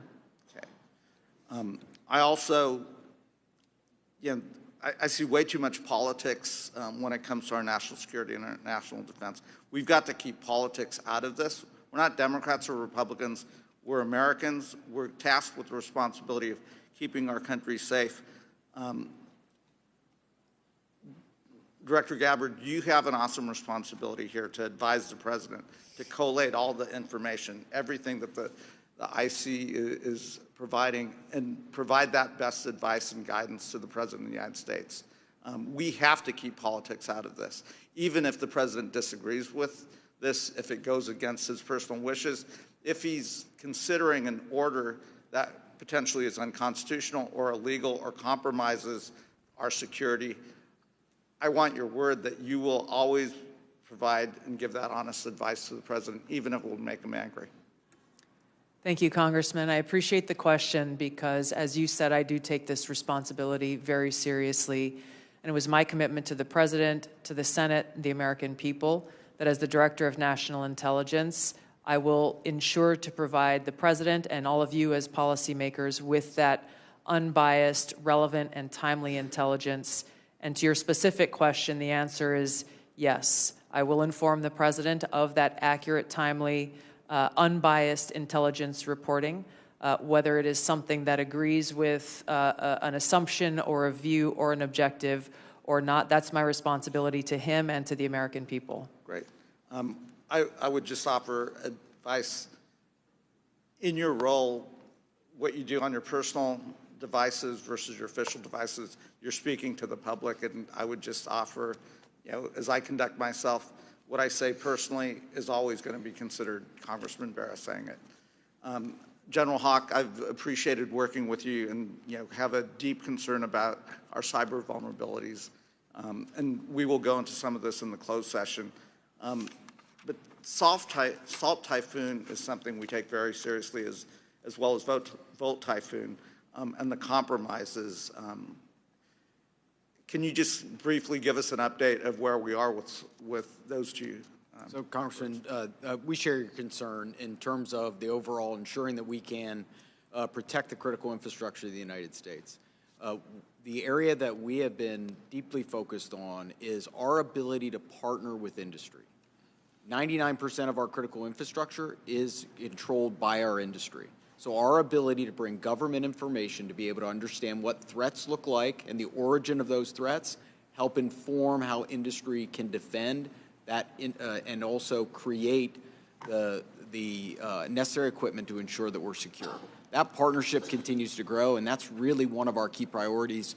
And I'll be able to go in closed session into more detail about the specific actions we've done together as an interagency with our industry teammates. Right, thank you. I yield back. Gentleman yields. A gentleman from Pennsylvania, General Perry. Thank you, Mr. Chairman. Thank you, ladies and gentlemen, for your attendance and your service to national security for our country. I'm going to start with Director Patel and then go to Director Gabbard.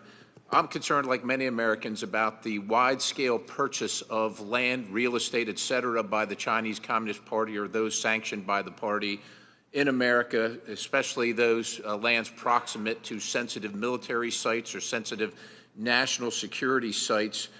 Director Patel, I think we can all understand that that could lead to the ease of nefarious activities of numerous sorts. What do you think should be our posture or our policy from a national security standpoint regarding the purchases of these land and the ownership, occupation, utilization, et cetera, by the Communist Party sanctioned use?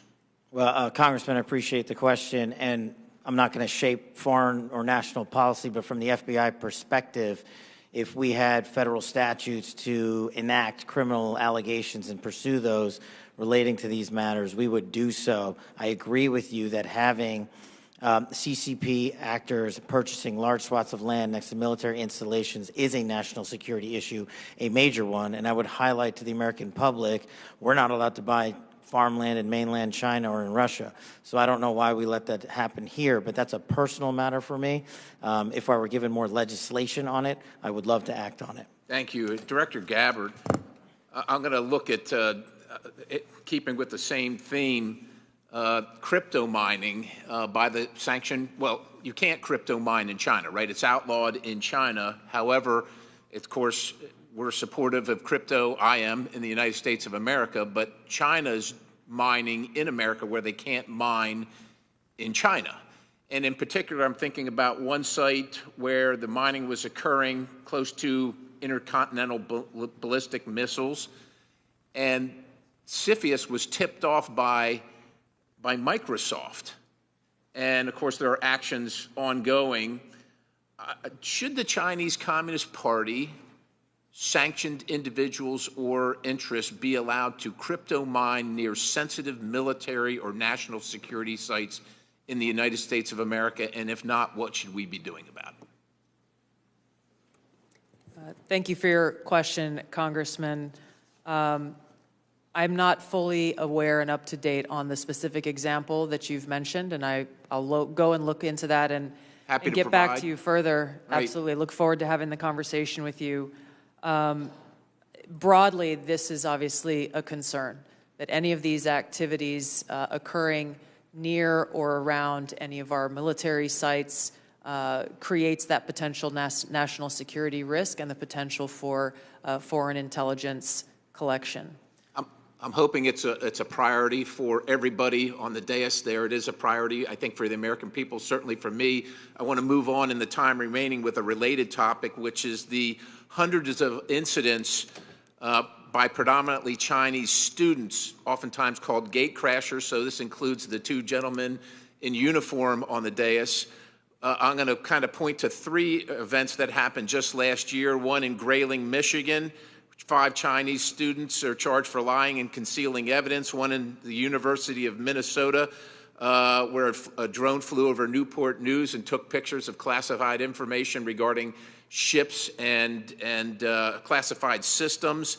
And then one at the University of Florida regarding the illicit acquisition and shipment of toxins, biomedical drugs, and research supplies to China. In these cases, or most of these cases, we encounter these people, and then we release these people. As a matter of fact, in the case of Florida, apparently she found out that criminal charges were being prepared, and she dropped out of school, and her whereabouts remain unknown at this point.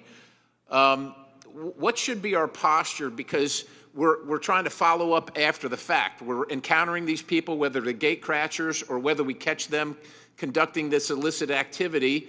We try and prosecute. That takes a lot of man hours, as you know, Director Patel. Is this the best policy, or is there something better that we can do? I mean, the Immigration Nationality Act of 1952 gives the Secretary of State the authority to revoke visas. But should these people be allowed to come to this country in the first place is the question, and what should our posture be? Anybody? In terms of the visa issue, I know that the administration is working on a policy, but to directly answer your question, anybody who utilizes the student visa program to come to this country to conduct criminal activity should never be allowed in this country. And anyone that's doing it here in the United States of America from an FBI standpoint will be vigorously investigated, and will use the expulsion or criminal process on them. I yield, Mr. Chairman. Gentleman yields. Ms. Plaskett. Thank you very much, Mr. Chairman, and good morning to the witnesses. First let me say that we do have to, in this committee, try as much as possible to remain nonpartisan as opposed to bipartisan. I can recall being that way when I was counsel on the House Ethics Committee, and it's a hard position to take. But I'm really struck by the fact that in December of 2023, many people made Secretary Lloyd Austin go through the stages of the cross in self-flagellation and mea culpas for not informing the president that he was having a surgery. And now how we're treating Secretary Hedgepeth as if he is untouchable, Mike Waltz, when he was a member of Congress, went in the Committee on Armed Services to talk about and slammed Austin for holding himself to a different standard than the American people. And yet we are not doing this across the board. And that's disappointing, at the very least, very disappointing. Director Gabbard, thank you for your testimony. And one of the things that I believe I heard you say was that when there was a discussion by DOJ as to the cuts to foreign aid, that there had not been a request for an intelligence and national security or an intelligence assessment of the impact of those cuts. Was that your testimony a little earlier? Congresswoman, I have not seen any kind of actual official assessment either within the intelligence community or outside of it on what the effects of those cuts to USAID programs has been. But it was not requested by DOJ of you or of any of the areas in which you have oversight over? I'm not aware of any requests. Okay, great. Thank you. I know that there has been some open source reporting on what the effect of those cuts are. I mean, when we think about several examples, Kenya, our strongest regional ally in the Horn of Africa, and a key partner with us in the fight against terrorist group Al-Shabaab. And, according to the Washington Post, that's not definitive, and we can talk about this in closed session. Some Kenyan journalists are now being trained by Beijing, mirroring the U.S. programs that have been cut by the administration. Director Gabbard, is letting China train Kenyan journalists going to make Kenya more or less receptive to American requests of the Kenyan government, do you believe?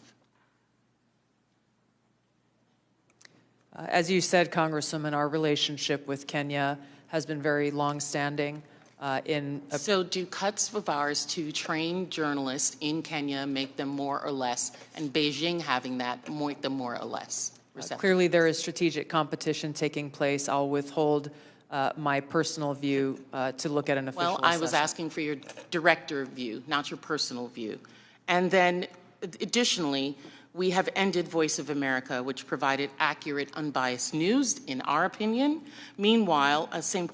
Petersburg University has announced that it's opened 11 Russian language centers across Africa that pay special attention to the promotion of traditional Russian spiritual and moral values. Director Gabbard, is Russia a friend or a foe? Are they our friend or our adversary? They are an adversary. Thank you.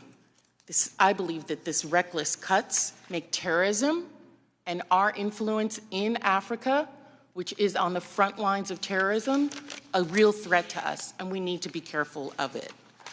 Director Patel, one of the benefits of being here kind of in the middle is I get to hear other people's testimony and the questions that are asked. I know that Mr. Carson asked you questions specifically about the Counterterrorism Division. And we know that there has been some open source reporting that says that individuals within that division have been removed or been moved, not necessarily fired, but moved. Do you know if that is correct? I don't have any personal information on that, but people within the CTD component, which is a large component of the FBI, move all the time. And have they been moved? Are you able to get that information to us, whether they have or have not been moved? I'll go back to my team and see who has been moved. If you have a particular interest, we'll share it with you. Of course, we have an interest in Counterterrorism Division and movement of individuals within that. Because one of the other things I'm concerned about is you have stated, I believe in other areas, that the disbandment of certain sections of the FBI related to intel and breaking up components. Can you explain to us how you intend to do that or what you would like to do and why? My intention is to reprioritize counterintelligence authorities and cyber capabilities to focus on violent crime and national security, and that's what I'm doing. The gentlewoman's time has expired. Thank you. The gentlewoman from Missouri, Madam Ambassador, Ms. Wagner. I thank you, Mr. Chairman, and I thank all of you for being here and for your continued service to our country.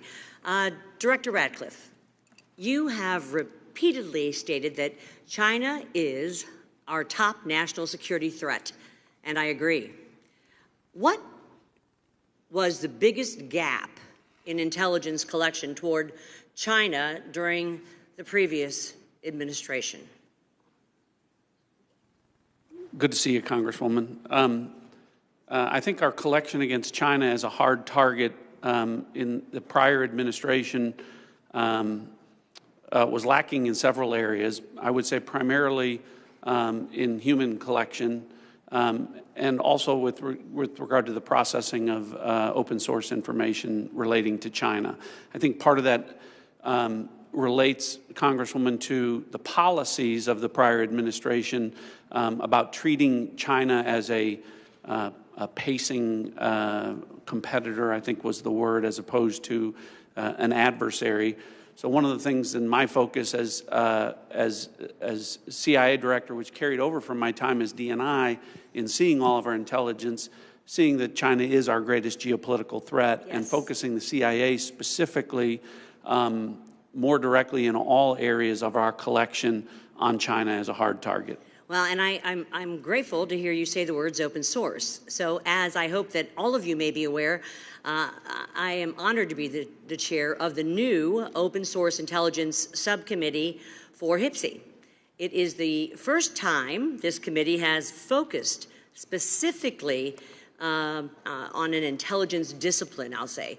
We established this subcommittee because private companies, researchers, and most importantly, foreign adversaries, as we speak, are taking full advantage of the explosion of commercially available information.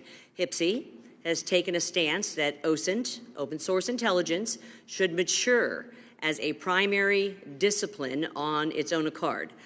Director Ratcliffe, your agency kind of produces the lion's share, I'd say, of OSINT. Do you agree, sir, that open source intelligence should mature to be a primary discipline? Absolutely agree. So as you know well, Congresswoman, the CIA is the functional manager for OSINT, just as we are the functional manager for HUMINT across the IC.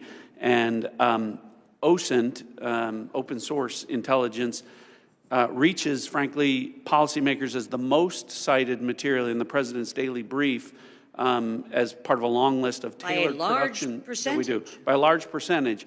But also, as you know, and as you've pointed out, Congressman, until recently, one of the greatest weaknesses with regard to OSINT was that the collection was so large that it was daunting for use by mission partners across the IC.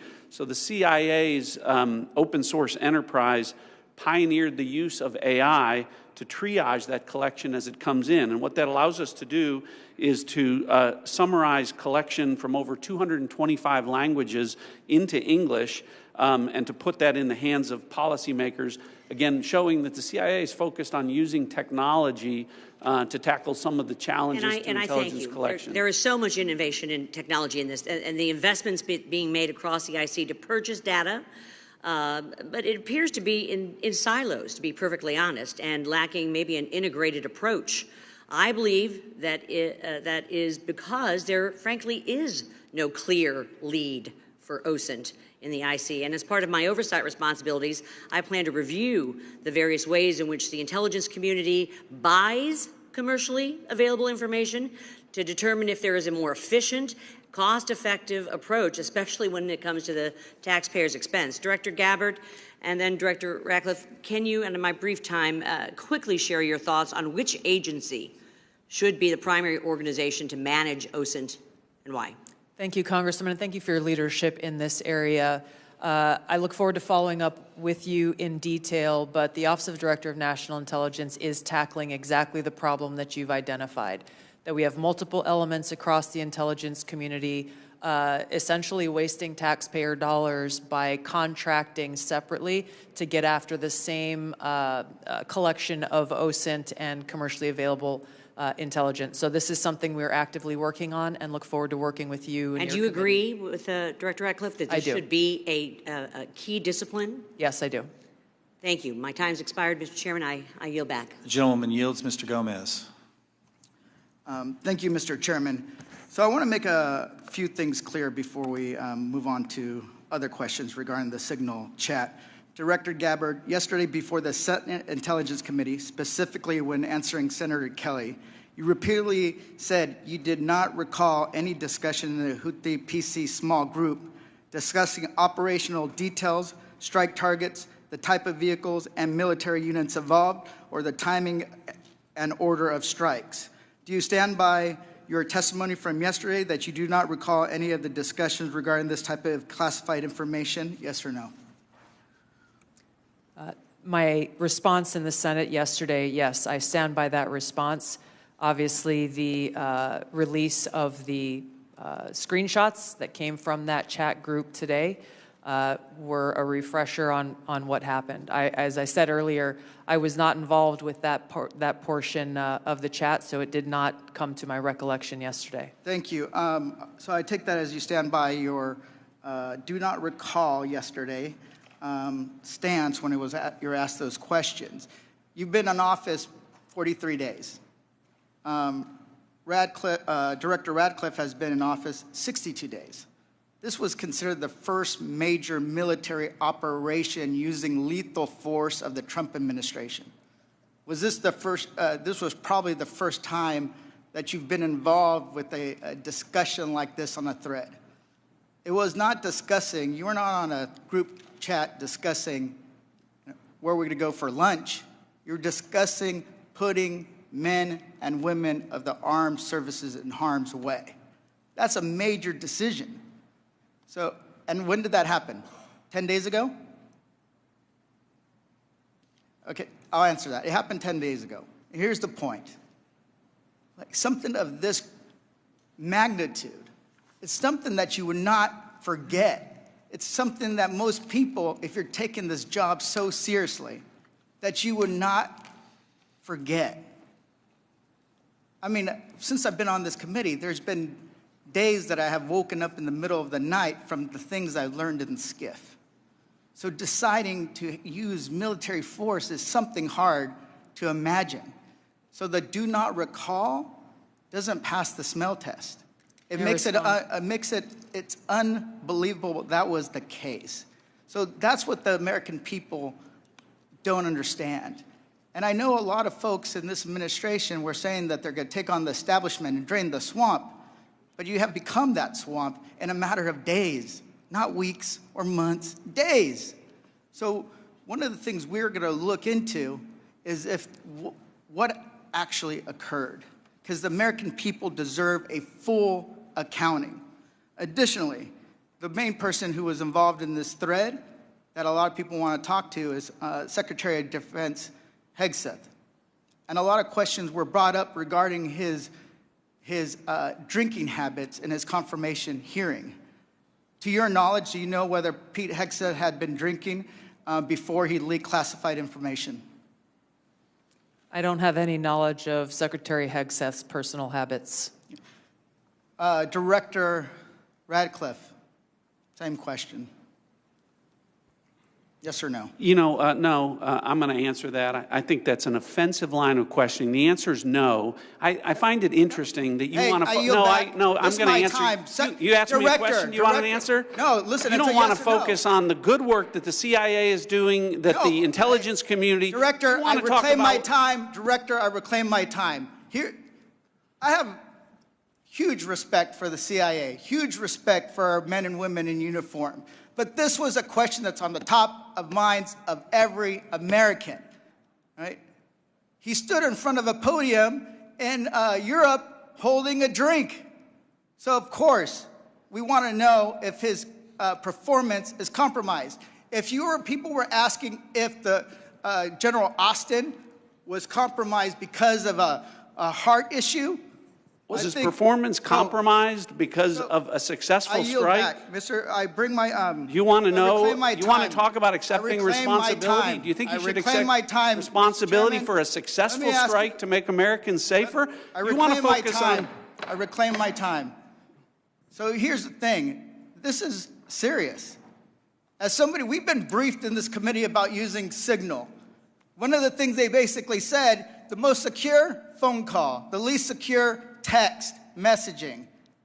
And we know that your people are Russians, Chinese are on your phone. Gentleman's time's expired. Gentleman from Virginia, Mr. Klein. Thank you, Mr. Chairman. I'm going to give the director the ability to respond without being interrupted by his questioner. I appreciate that, Congressman. I guess, just a general reflection here, again, that for the last 2 days, members of the intelligence community have been asking questions about a signal messaging group and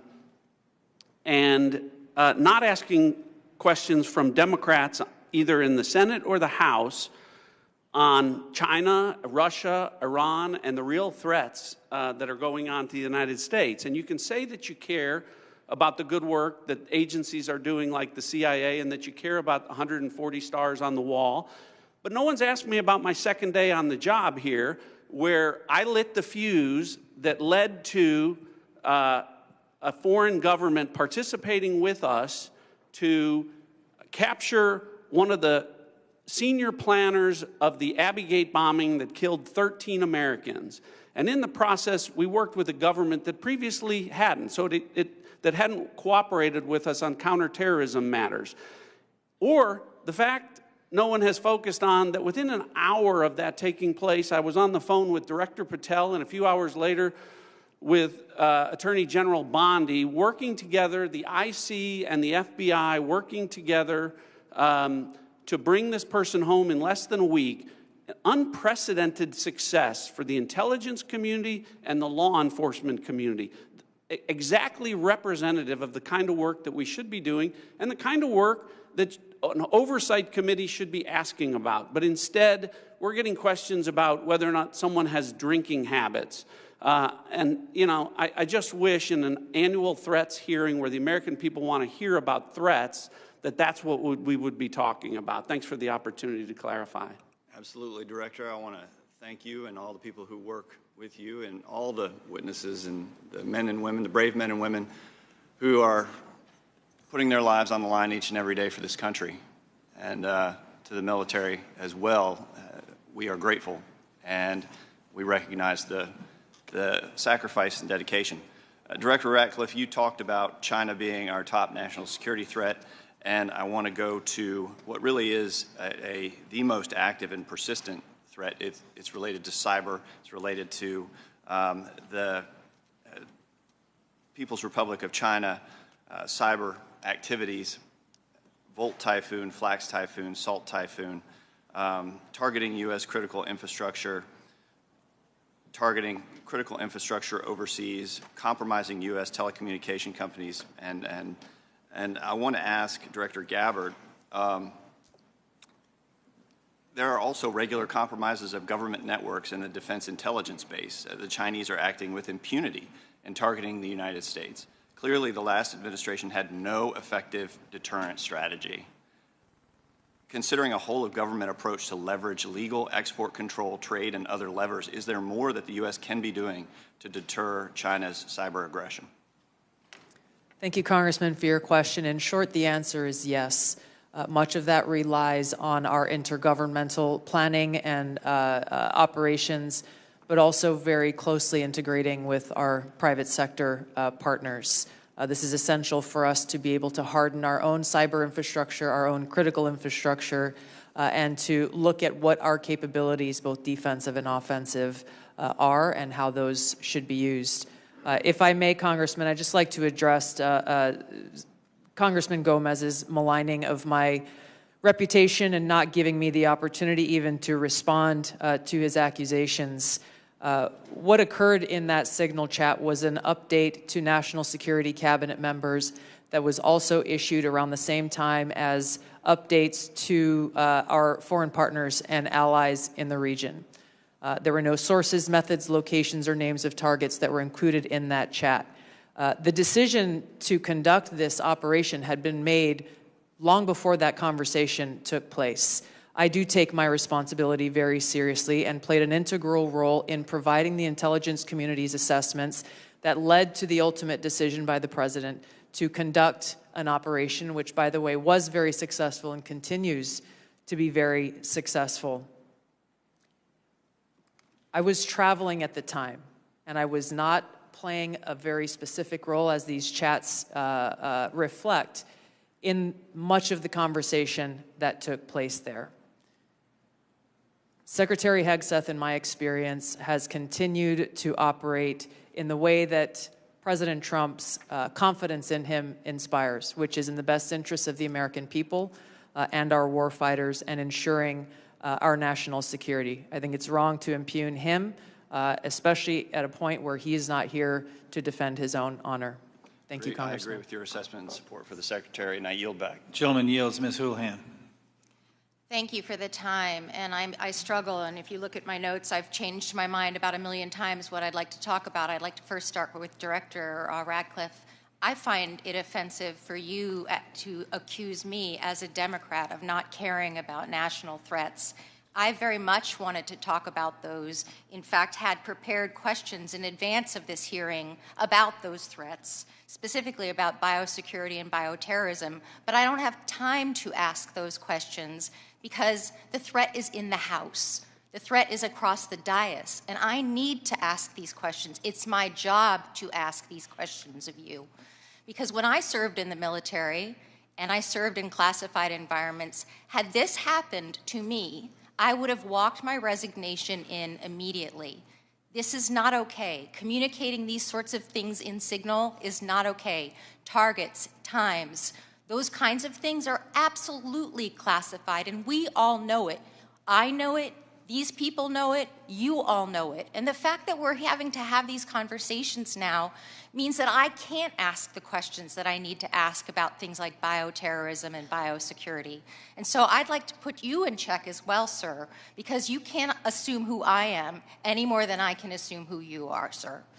I would like to move my questions, however, over to Director Gabbard, because you are the DNI. You do have an obligation and a responsibility.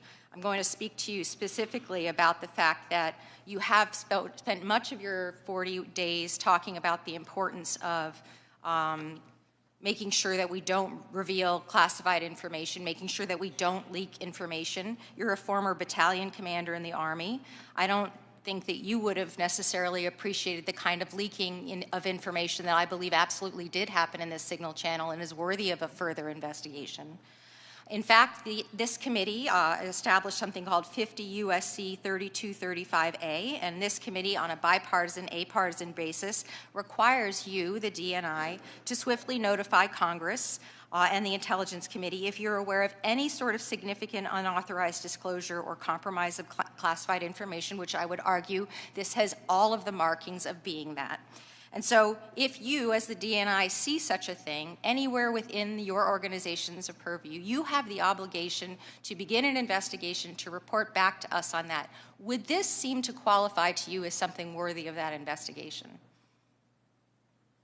Thank you for your question, Congresswoman. In this situation, Secretary Hegseth has the classification and declassification authority over DOD information. This chat did not have the auspice of being a DOD chat. There's no such thing as labeling it as DOD. This was a chat amongst a great variety of people, and you, according to our law that we passed here bipartisanly, have an obligation when you think there has been a tangible, significant leak of information to instigate an investigation. Do you not think it's important to do such a thing?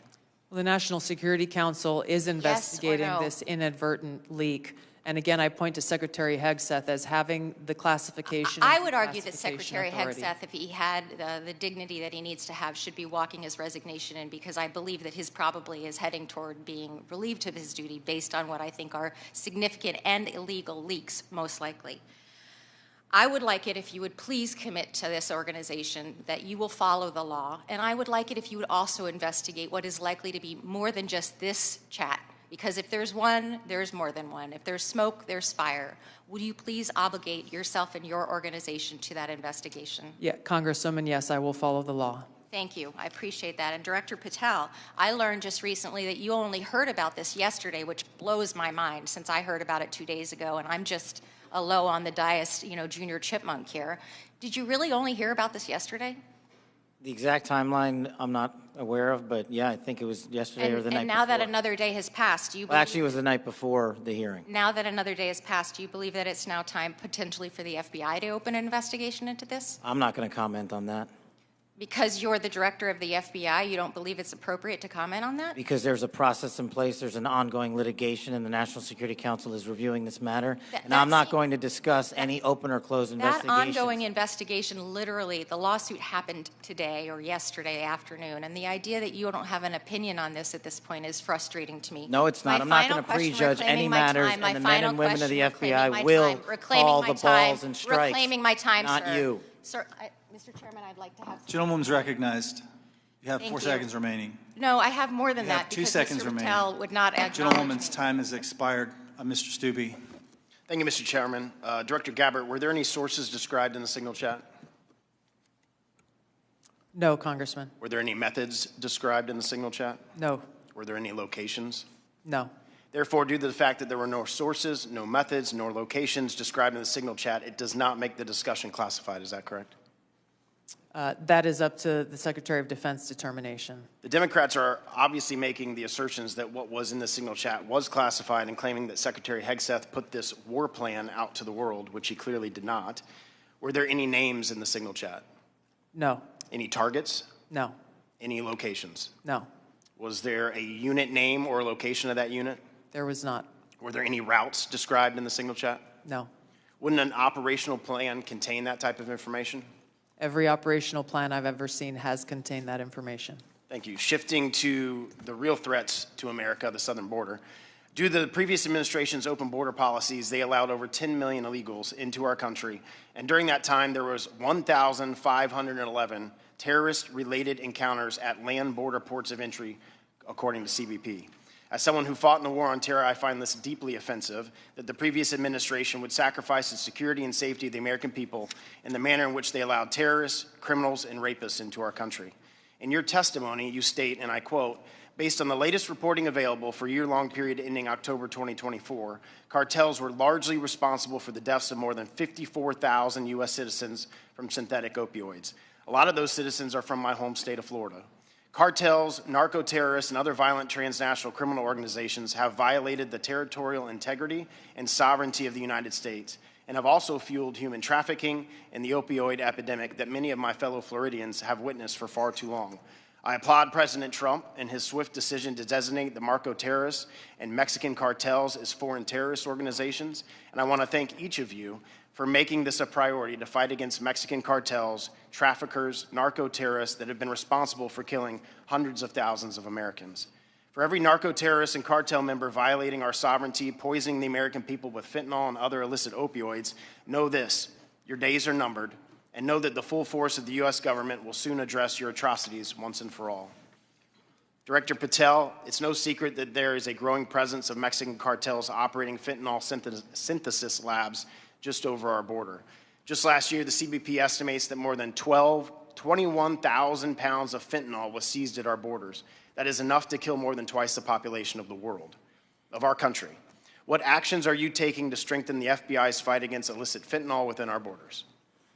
Thank you, Congressman. It's good to see you. We have made it a priority at the FBI because fentanyl and illegal narcotics kill an American citizen every 7 minutes. That is a national security crisis, not just at the southern border, but at the northern border. And the Mexican cartels, along with their illicit partners in the CCP and other adversarial countries that are doing harm, are not just taking the fight down south, but they're bringing it up north. So we need to be more vigilant as to what's coming in through our northern border as well.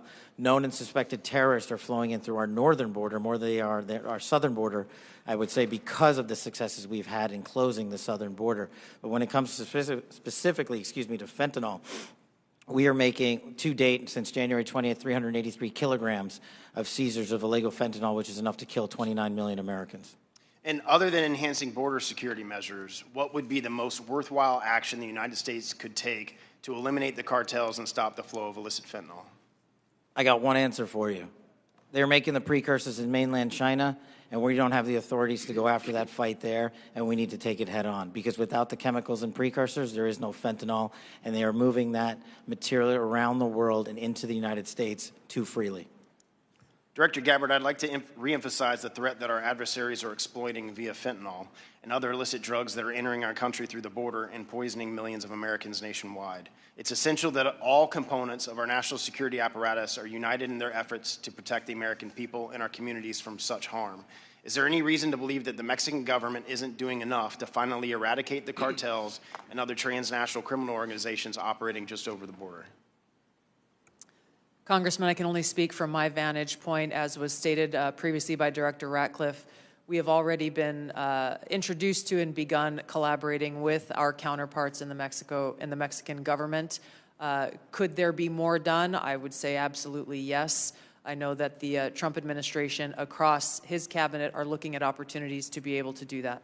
And Director Patel just hit on this with CCP and precursors, but to what extent have we seen other malicious actors worldwide partner with the cartels to infiltrate and target the United States?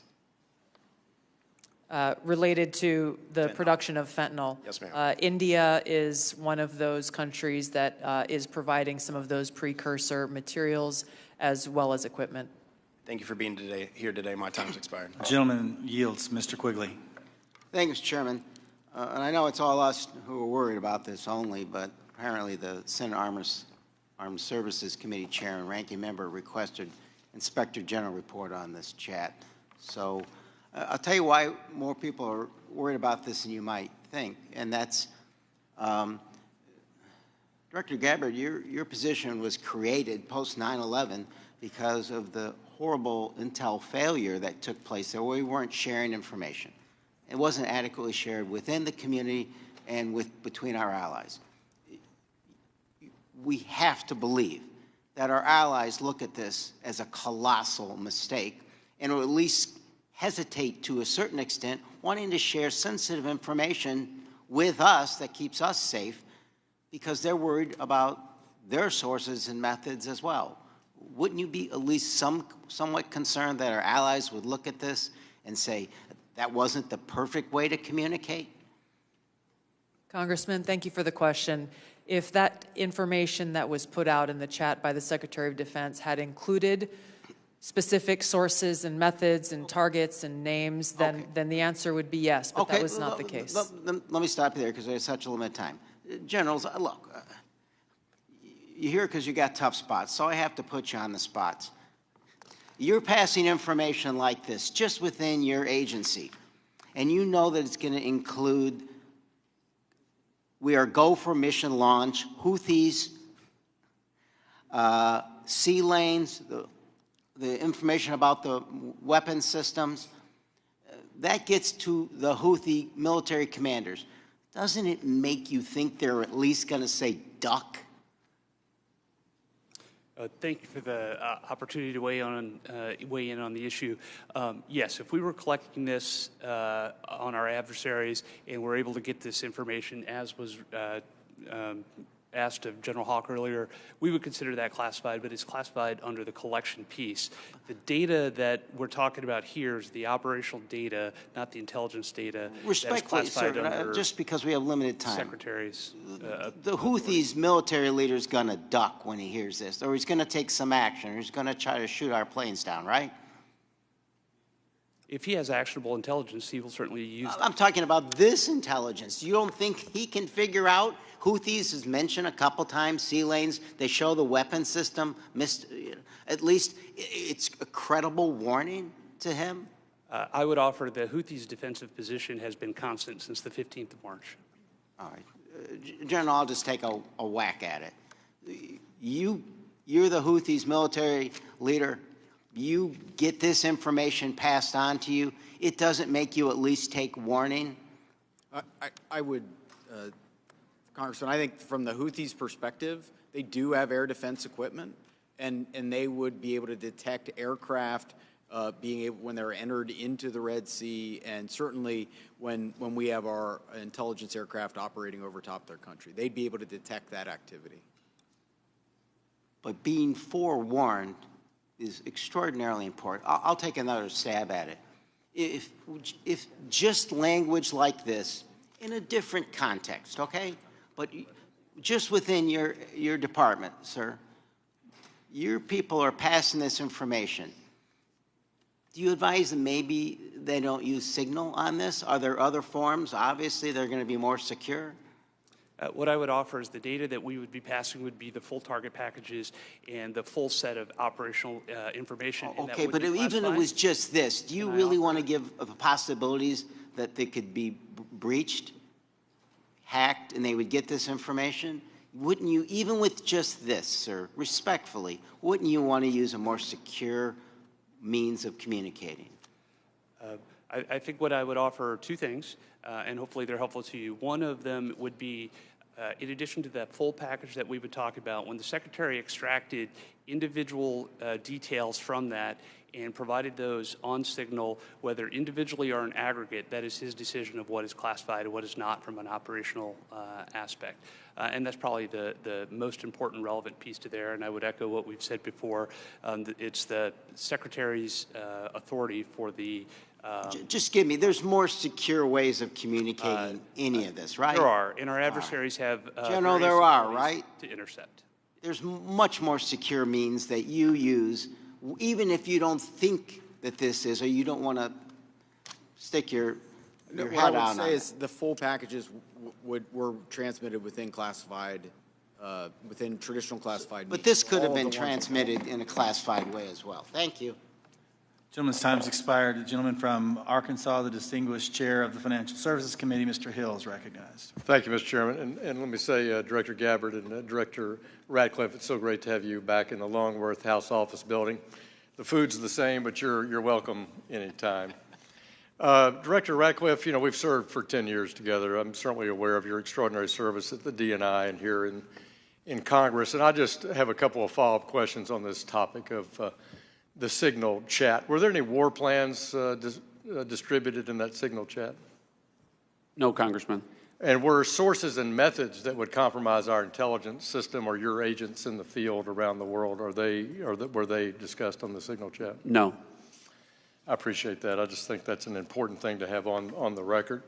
Director Patel, I co-chair the Americans Wrongfully Detained American Hostage Task Force here in the House, and I just in fact left Tigran Gambaryan, a former FBI official who I helped get out of prison in Nigeria last year. I just left him a few minutes ago. You've you know this issue very, very well, and President Trump's made such a commitment to bring Americans home. There's some 30 Americans still wrongfully detained or held hostage abroad. Is the FBI committing to work through its officials in our embassies around the world to bring those Americans home? Thank you, Congressman. And as you know from my prior service in the prior administration, President Trump brought home over 50 hostages and detainees worldwide, and that effort is being redoubled now until every single American is home. And the FBI, from my perspective, has been given a directive that any wrongfully detained or captured person overseas is a priority to bring back. We're so grateful to the President for making this a priority. We don't want our citizens that hold a blue passport to suddenly be a target in all their interactions around the world. That's wrong, and I'm glad President Trump's made it a priority. I look forward to working with you on that. Since November of 2023, I've been pursuing aggressively in this committee the U.S. government's policies and procedures for handling border encounters, specifically known or suspected terrorists. To quote former FBI directors, testimony before the Senate, they're blinking lights everywhere of concern. But despite my numerous attempts, including multiple briefing requests, letters, legislative provisions, a GAO report requested, the prior administration refused to provide requested information and data on what the public now knows was a very dangerous situation along the U.S. borders that President Trump now has as a priority of fixing. In January 2024, there were 176,000 encounters along the southern border, with 51,000 occurring at ports of entry and 124,000 between ports of entry. Comparing that to the work just in the first few weeks of the Trump administration, total encounters are down to 61,000 along the border, with 32 at ports of entry and 29,000 between ports of entry. For the record, that's a 60% reduction. Director Patel, since President Trump took office in January, as we've seen these plummeting border encounter numbers, has the country seen a drop in known or suspected terrorist encounters at the border? Thank you, Congressman. It's one of the issues I really wanted to address today. And I think the country deserves to know that known or suspected terrorists, KSTs, are coming in with much less frequency at the southern border. In fact, if my information is correct, 2 since January 20th, and They are coming in with much greater frequency in the northern border, and since January 20th, that number is 34. And those metrics carry out over the last year in terms of ratio. So what it tells me is that known or suspected terrorists, the individuals that want to do the most harm to this country, are utilizing the northern border, and we got to refocus assets up there. Yeah, which I think is good. And I'm glad the prior administration did declassify the ISIS arrests in Philadelphia and did declassify the citizen that was coming across the northern border to do harm on Election Day. That's good, but we have much more to do. And Director Gabbard, I need your help working with your colleagues here. It's this idea of requesting coordination between Director Patel, Secretary Noem, and the committee with fused data on known or suspected terrorists. Whether it's TSA data, BPP data, FBI internal data, we want to have that coming to us. Where are these people? What's been done with them? What is the government's position on? Will you commit to work with us as ODNI to get this information from across the government IC?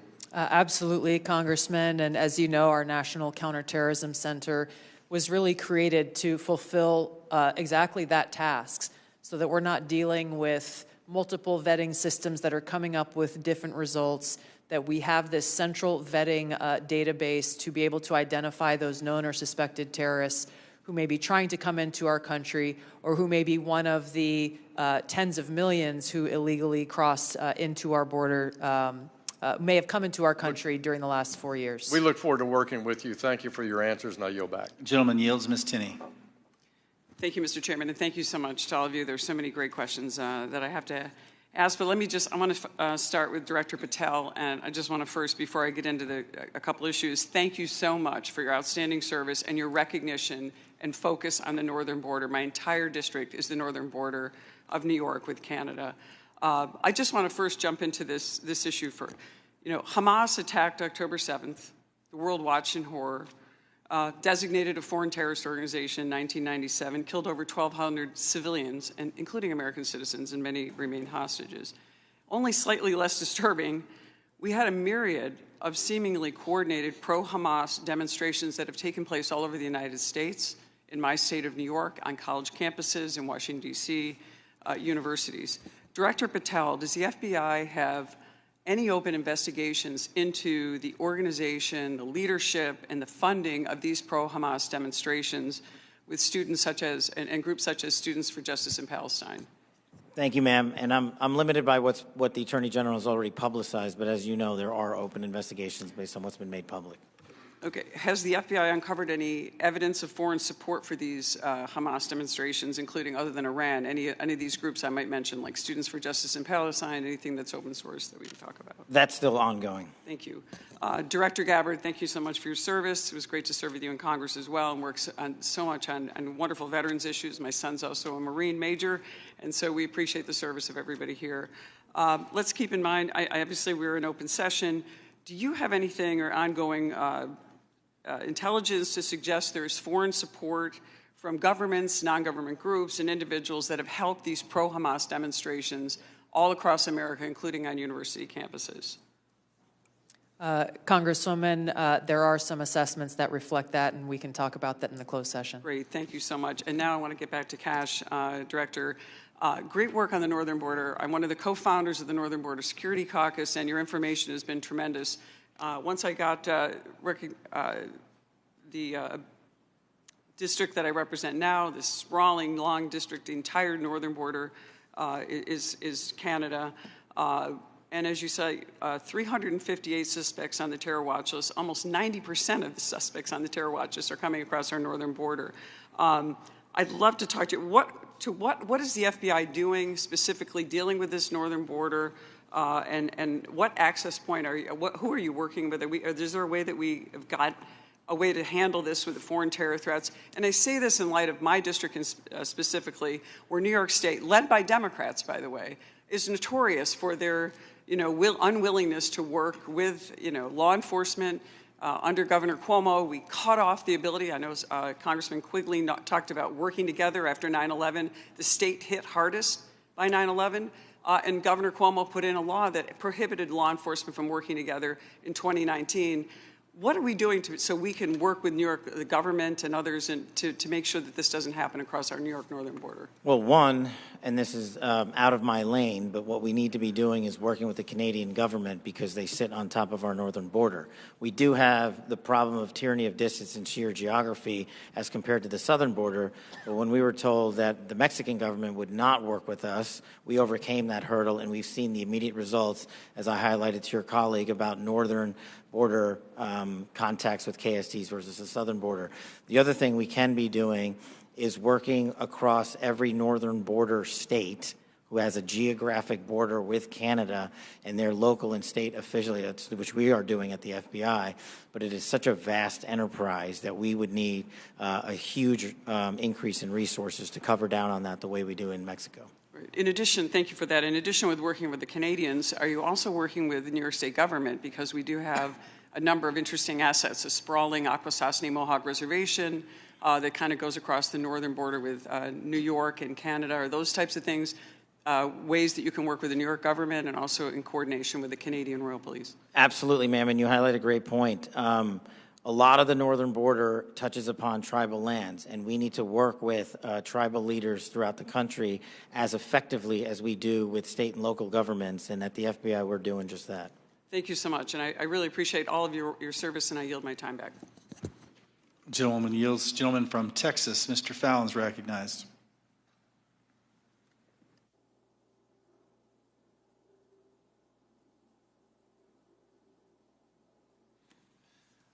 Thank you, Mr. Chairman. I appreciate it. Director Patel, many of us had grown, increasingly alarmed at the sheer number of foreign nationals we're seeing caught spying on our critical infrastructure or, near sensitive sites in the country. One example is a Chinese national who was flying a drone, allegedly flying a drone over Vandenberg and taking pictures of the base. He was arrested in the San Francisco airport not that long after. Director Patel, would you agree that the two most dangerous nation states to our homeland and our interests are China and Russia? Yes, Congressman. So it would stand to reason that we should pay particular attention when foreign nationals from these two countries, who we've already established are the greatest threats to our country now and in the future, when they try to sneak into our country illegally. Absolutely, sir. Can you speak on the illegal migration we see from Russia and China and the differences that we saw from the first Trump administration to the Biden administration? Well, one, the problem you have when you have an effective resolution to that set of issues is that the enemy adapts. And what they've done is utilize, as we were just discussing with your colleague, the northern border to shift their resources and affiliations to pour in known or suspected terrorists through the northern border. They haven't stopped through the southern border. They just know that we are setting up a pretty monumental effort down there to stop any known or suspected terrorists from entering the country. But the thing is, the Chinese, the Russians, Iranians, and other adversaries are utilizing their partners, just like they are doing in terms of how they move illicit fentanyl precursors into this country. They're moving humans in the same fashion, and we need to treat it as such. Did you see an increase from the first Trump administration to the Biden administration on Russian and Chinese nationals crossing the border? Did it increase or decrease? Yes, actually, so the PRC nationals crossing the southern border from 22 to 25 was 178,000. And I don't have the number for the northern border, sir, but I'll get that to you. So, what we found was that there was actually a market increase, alarming, with the Chinese illegal migration increasing 527% all in, and Russian 2,400%. And if just 1/10 of 1%, some fraction, some tiny fraction, 1/10 of 1% are actually asset sleeper agents loyal to Moscow or Beijing, they could wreak havoc and mayhem in a free and open society. It's very dangerous. And then those are the ones we know about. What about the ones that snuck across and we never found them? The unknown gotaways, if you will. So, Director Patel, there's also great concern about the increasing number of counterintelligence threats that are penetrating all levels and branches of government, both local, state, and federal. The number of elected and appointed officials willing to betray this country is becoming increasingly pervasive. Last year, we saw a former senior aide in the New York governor's office, Linda Sun, and her husband, Chris Hu, Indicted on charges of money laundering and acting as foreign agents to the People's Republic of China, Ms. Sun used her position to block Taiwanese representatives from access to New York State officials. Instead, we're rolling out the red carpet for those PRC officials to have those meetings. I mean, that's some scary stuff. So when we have someone like Sue Terry, who also worked covertly spying on Korea, while working simultaneously with various think tanks, and she had been national security official, and she'd worked for the CIA and the National Security Council. And because of her job, members of Congress and their staffs had access to these Korean intelligence officials, and she was paid with, thousands of dollars in luxury gifts. But Director Patel, I get that these investigations are ongoing and sensitive, but to the extent that you can, could you please briefly highlight the severity of these counterintelligence threats, including a rough estimate of the number of open counterintelligence cases that are pending? We have many, and I'll get you the exact number, sir, in closed session. But what it highlights is that the enemy is not relenting. They're actually doubling down and tripling down on their efforts, and there's no sector in government that they won't go to and try to infiltrate and penetrate access and turn people in this country against our own nation. So that is a national security threat of our time, as is the terrorism threat and as is the fentanyl threat. It needs to be treated as such equally, and at the FBI we're doing that. Thank you. And Director Patel, will you commit to providing this committee with classified briefing on the severity, the FBI processes and procedures, including defensive briefings related to counterintelligence threats involving elected and or appointed officials? For defensive briefings, Congressman, I commit to you that the FBI will give you everything we have in our holdings. I can't comment on other people's. Thank you. And Mr. Chairman, I want to thank all the witnesses for being here, particularly Mr. John Ratcliffe, Congressional District 4 as well. I yield back. Gentleman yields. I just got notice that the baseball shooting report discussed by Vice Chairman Kelly earlier today has been delivered to our SCIF, and I appreciate, Director Patel, your responsiveness to that issue. Thank you so much for your commitment and the appropriate transparency demonstrated in that. We appreciate that very much. Since each member has had an opportunity to question our witnesses, I will now close this portion of the hearing, and we'll reconvene in closed session at 2 p.m. in the HIPSI spaces. I ask the public and staff to please remain seated until our witnesses depart. Thank you.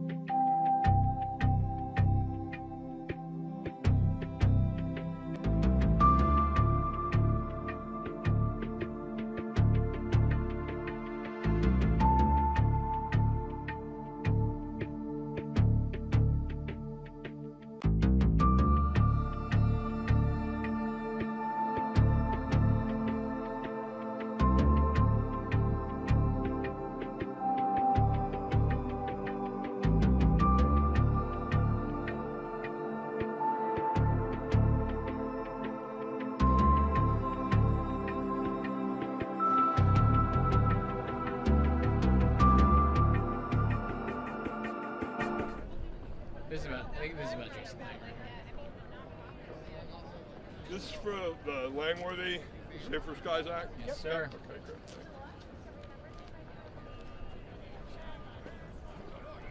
great. Okay, so Sam? Yeah. You want to come back here? So tip for you. Yeah. Button 10 is auto. Okay. So if you get into a situation where it's really bright, don't try to just hold that button. And it'll adjust for long period of time. Slow, but it is doing a slow response on purpose to make that slow. So instead of looking right there, so in thinking about the composition of the shot, yeah, because we're shooting 4K, yeah, I think that's probably so. I'm thinking so. You know, HD is on the screen side, yeah. So I would say, yeah. I mean, you could. That's as wide as you can go, honestly. But you know, depending on the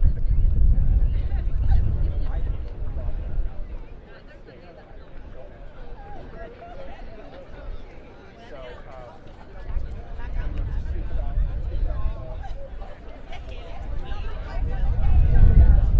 now, like even that would get you right. So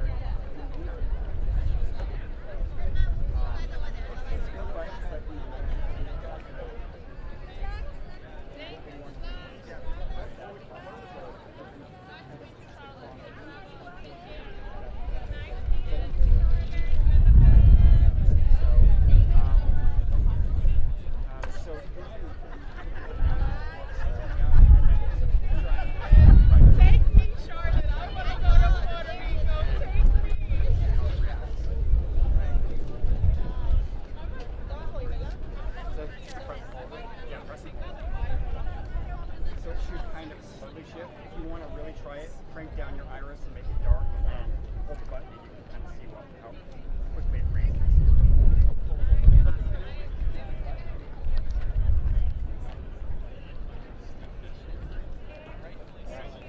Right, so it's kind of okay. And then you can kind of tweak your iris from there if needed.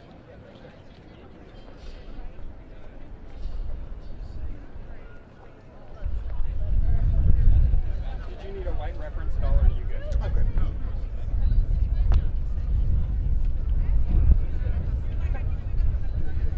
Well, thank you. You want to shut down and maybe swap battery, or I don't know how your battery. Can you see a level on your mic?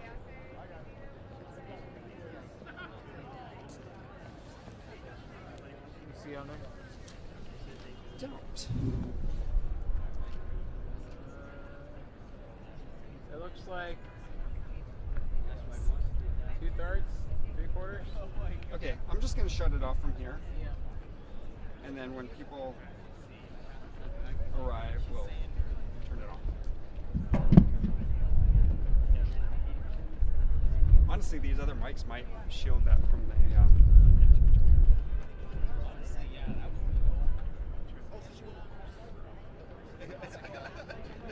yeah, audio was good. If it stays that way, I think we should share. Oh, right. I'm just going to clean up our stuff a little bit. Yep. May we pass in front of you? Yes. Thank you.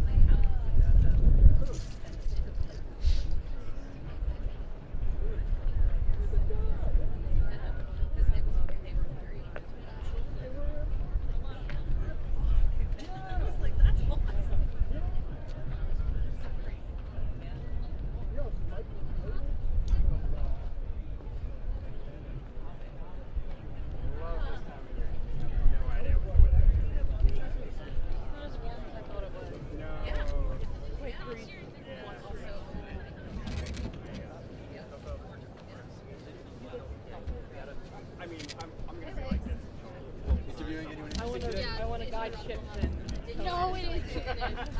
Guys, we gotta go back to Ross. No, we don't. We have to. I said to Steve today, I was like, oh.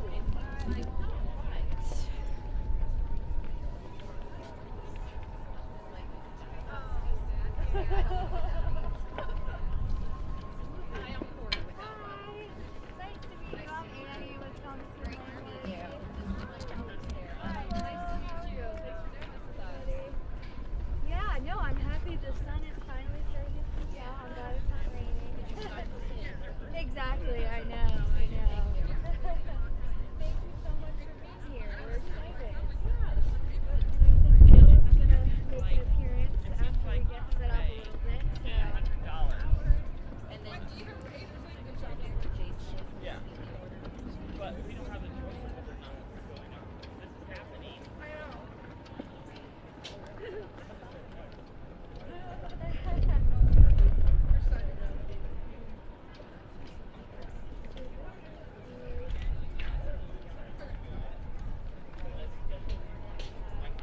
Oh, perfect. Thank you. You're having a day, okay? Great. Blurbs.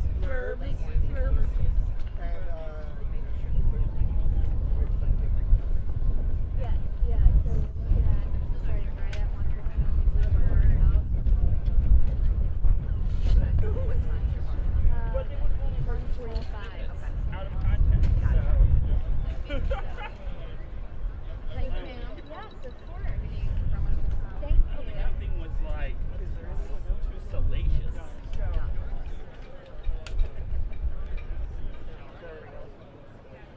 But yeah. I hate to say that.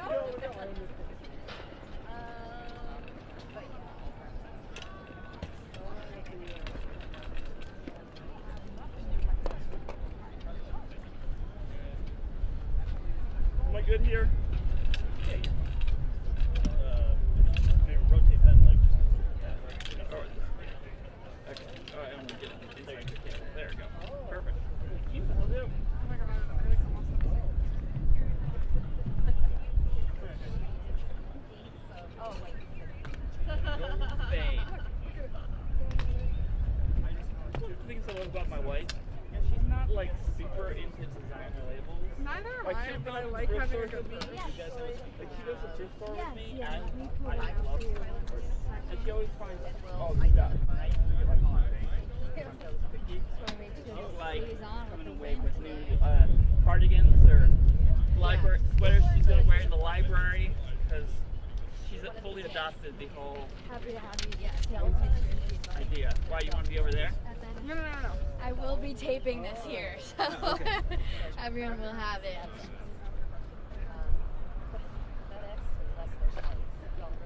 Oh, you want to do? Oh, you want to do a? Yep. You want me to record from here? You ask me questions and they respond. I recognize I'm held right now. And like, I meant just the face. Oh. That's the. I mean, what most contracts have some allowance. Going back. So what your allowance covers your allowance. I think it's some of that.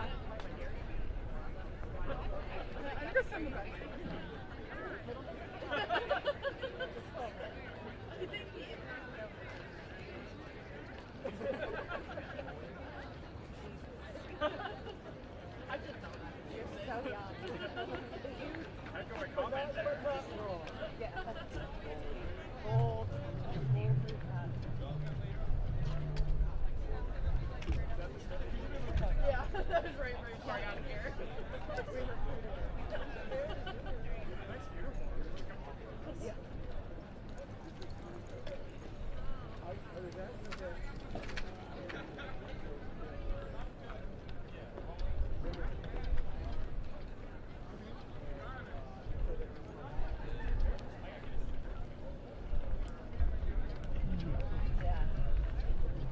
Do you mind if I stick the live stream right here?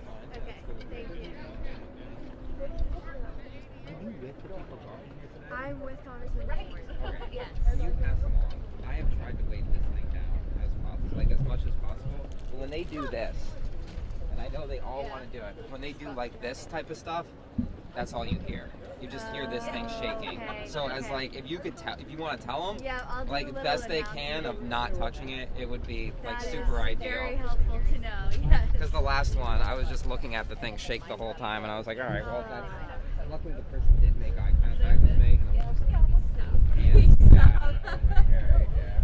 I get it. I get it's an instinct that they all want to do. That is helpful though because they don't necessarily know.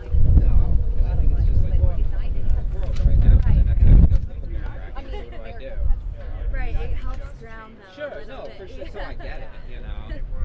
But it's just like the And then the wind does. The wind is not help anything. Who are you with? I'm CNN. I'm the Okay, political, great. so What's just your everyone. name? Andrew. You? I'm Annie. Nice to meet you. Love the Yankees hat. Oh, are you from the area? Oh yeah, I am. I'm from Westchester County. Oh, so I used to work for 12. Okay, Yeah, nice. yeah. I'm from Fairfield County. Okay, cool. I went to school in Connecticut. Where'd you go to Fairfield? Bolton Hall in Milford. Oh, so you went to All high school girls. there. Yeah. So, and then we're like right across the border from New Canaan. So like my whole family. Oh, so you're like that part of it. What do you up in Like Vista, Okay. Foxborough area. Yeah, no, it's a real pretty area. Yeah, I love it. Yeah, I was with a different member, and then I was like, I want to do something more with like a New Yorker. I want to eventually, like, hopefully end up back in the States. No, so, me too. That's why I'm right yeah, there. like we'll see what happens. Kind of a weird place to come because I've been around at this point, but it's always like whenever I go home. Exactly. Yeah, I totally get that.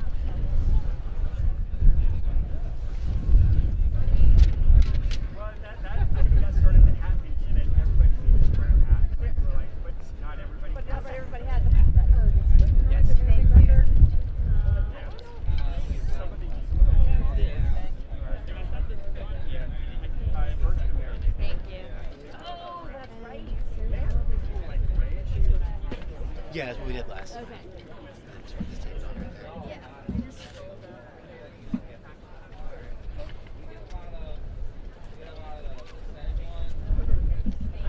I mean, they are, but like,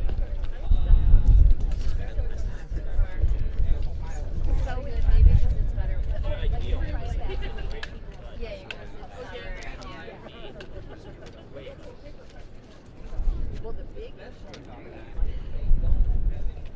you. It's like having a sepia filter on your light.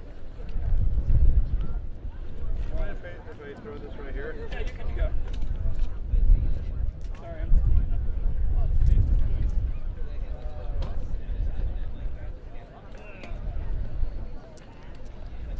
How's it going? Good, how are you? Good.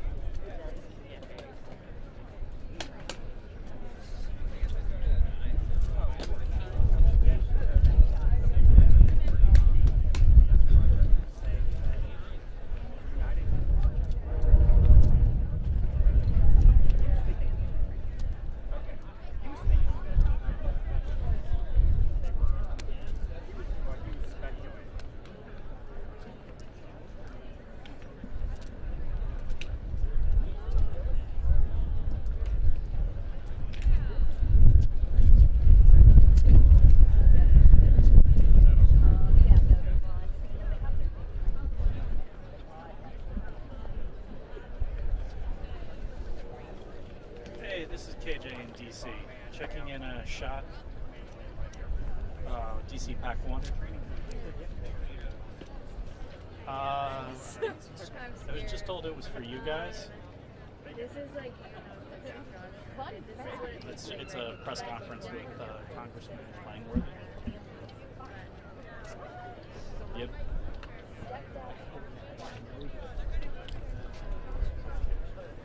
So I guess you guys are just rolling it into your system. Yes. Do you mind me setting up Yep. my laptop? I was wanting to get a low shot. Okay. Okay. Should be me at a podium outside the Capitol. It's You just, put it in front of here. I know it's pretty low, so. Yeah, he's not going to have, he shouldn't have a problem with that. Yeah, but Would that work for you? I'm just worried if I have to like. What are you trying to do? Yeah, that should work. Alright, that's fine. And then. That should be Is that fine. okay with Yeah, you? yeah, Okay. if that works for you. Yeah, no, that's fine. As long as I can just sneak in here, click live, start, and then I'll walk out of the way. Thank you. Yeah, do that, or I did something with the Florida control room earlier, and then they've done something crazy.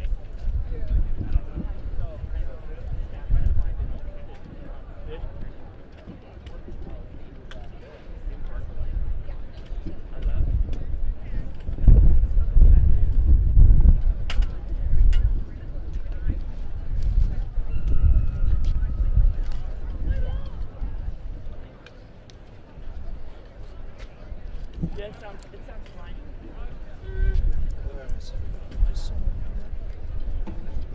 I'm like, hey, what's up? If you want, this is mine. This is yours? Yeah, you can just clip it like if you want right here on the fuzzy. Oh. Yeah, just, You don't mind? Yeah, I don't mind. Yep, that's me. Appreciate it.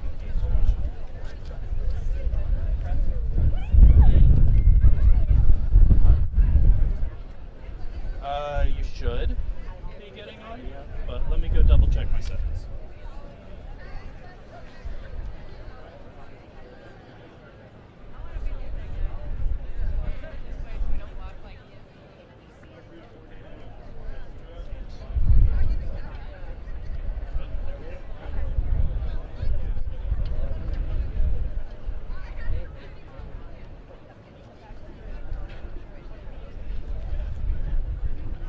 One, 2, 3, 4, 5, 6, 7, 8, 9, 10. Oh.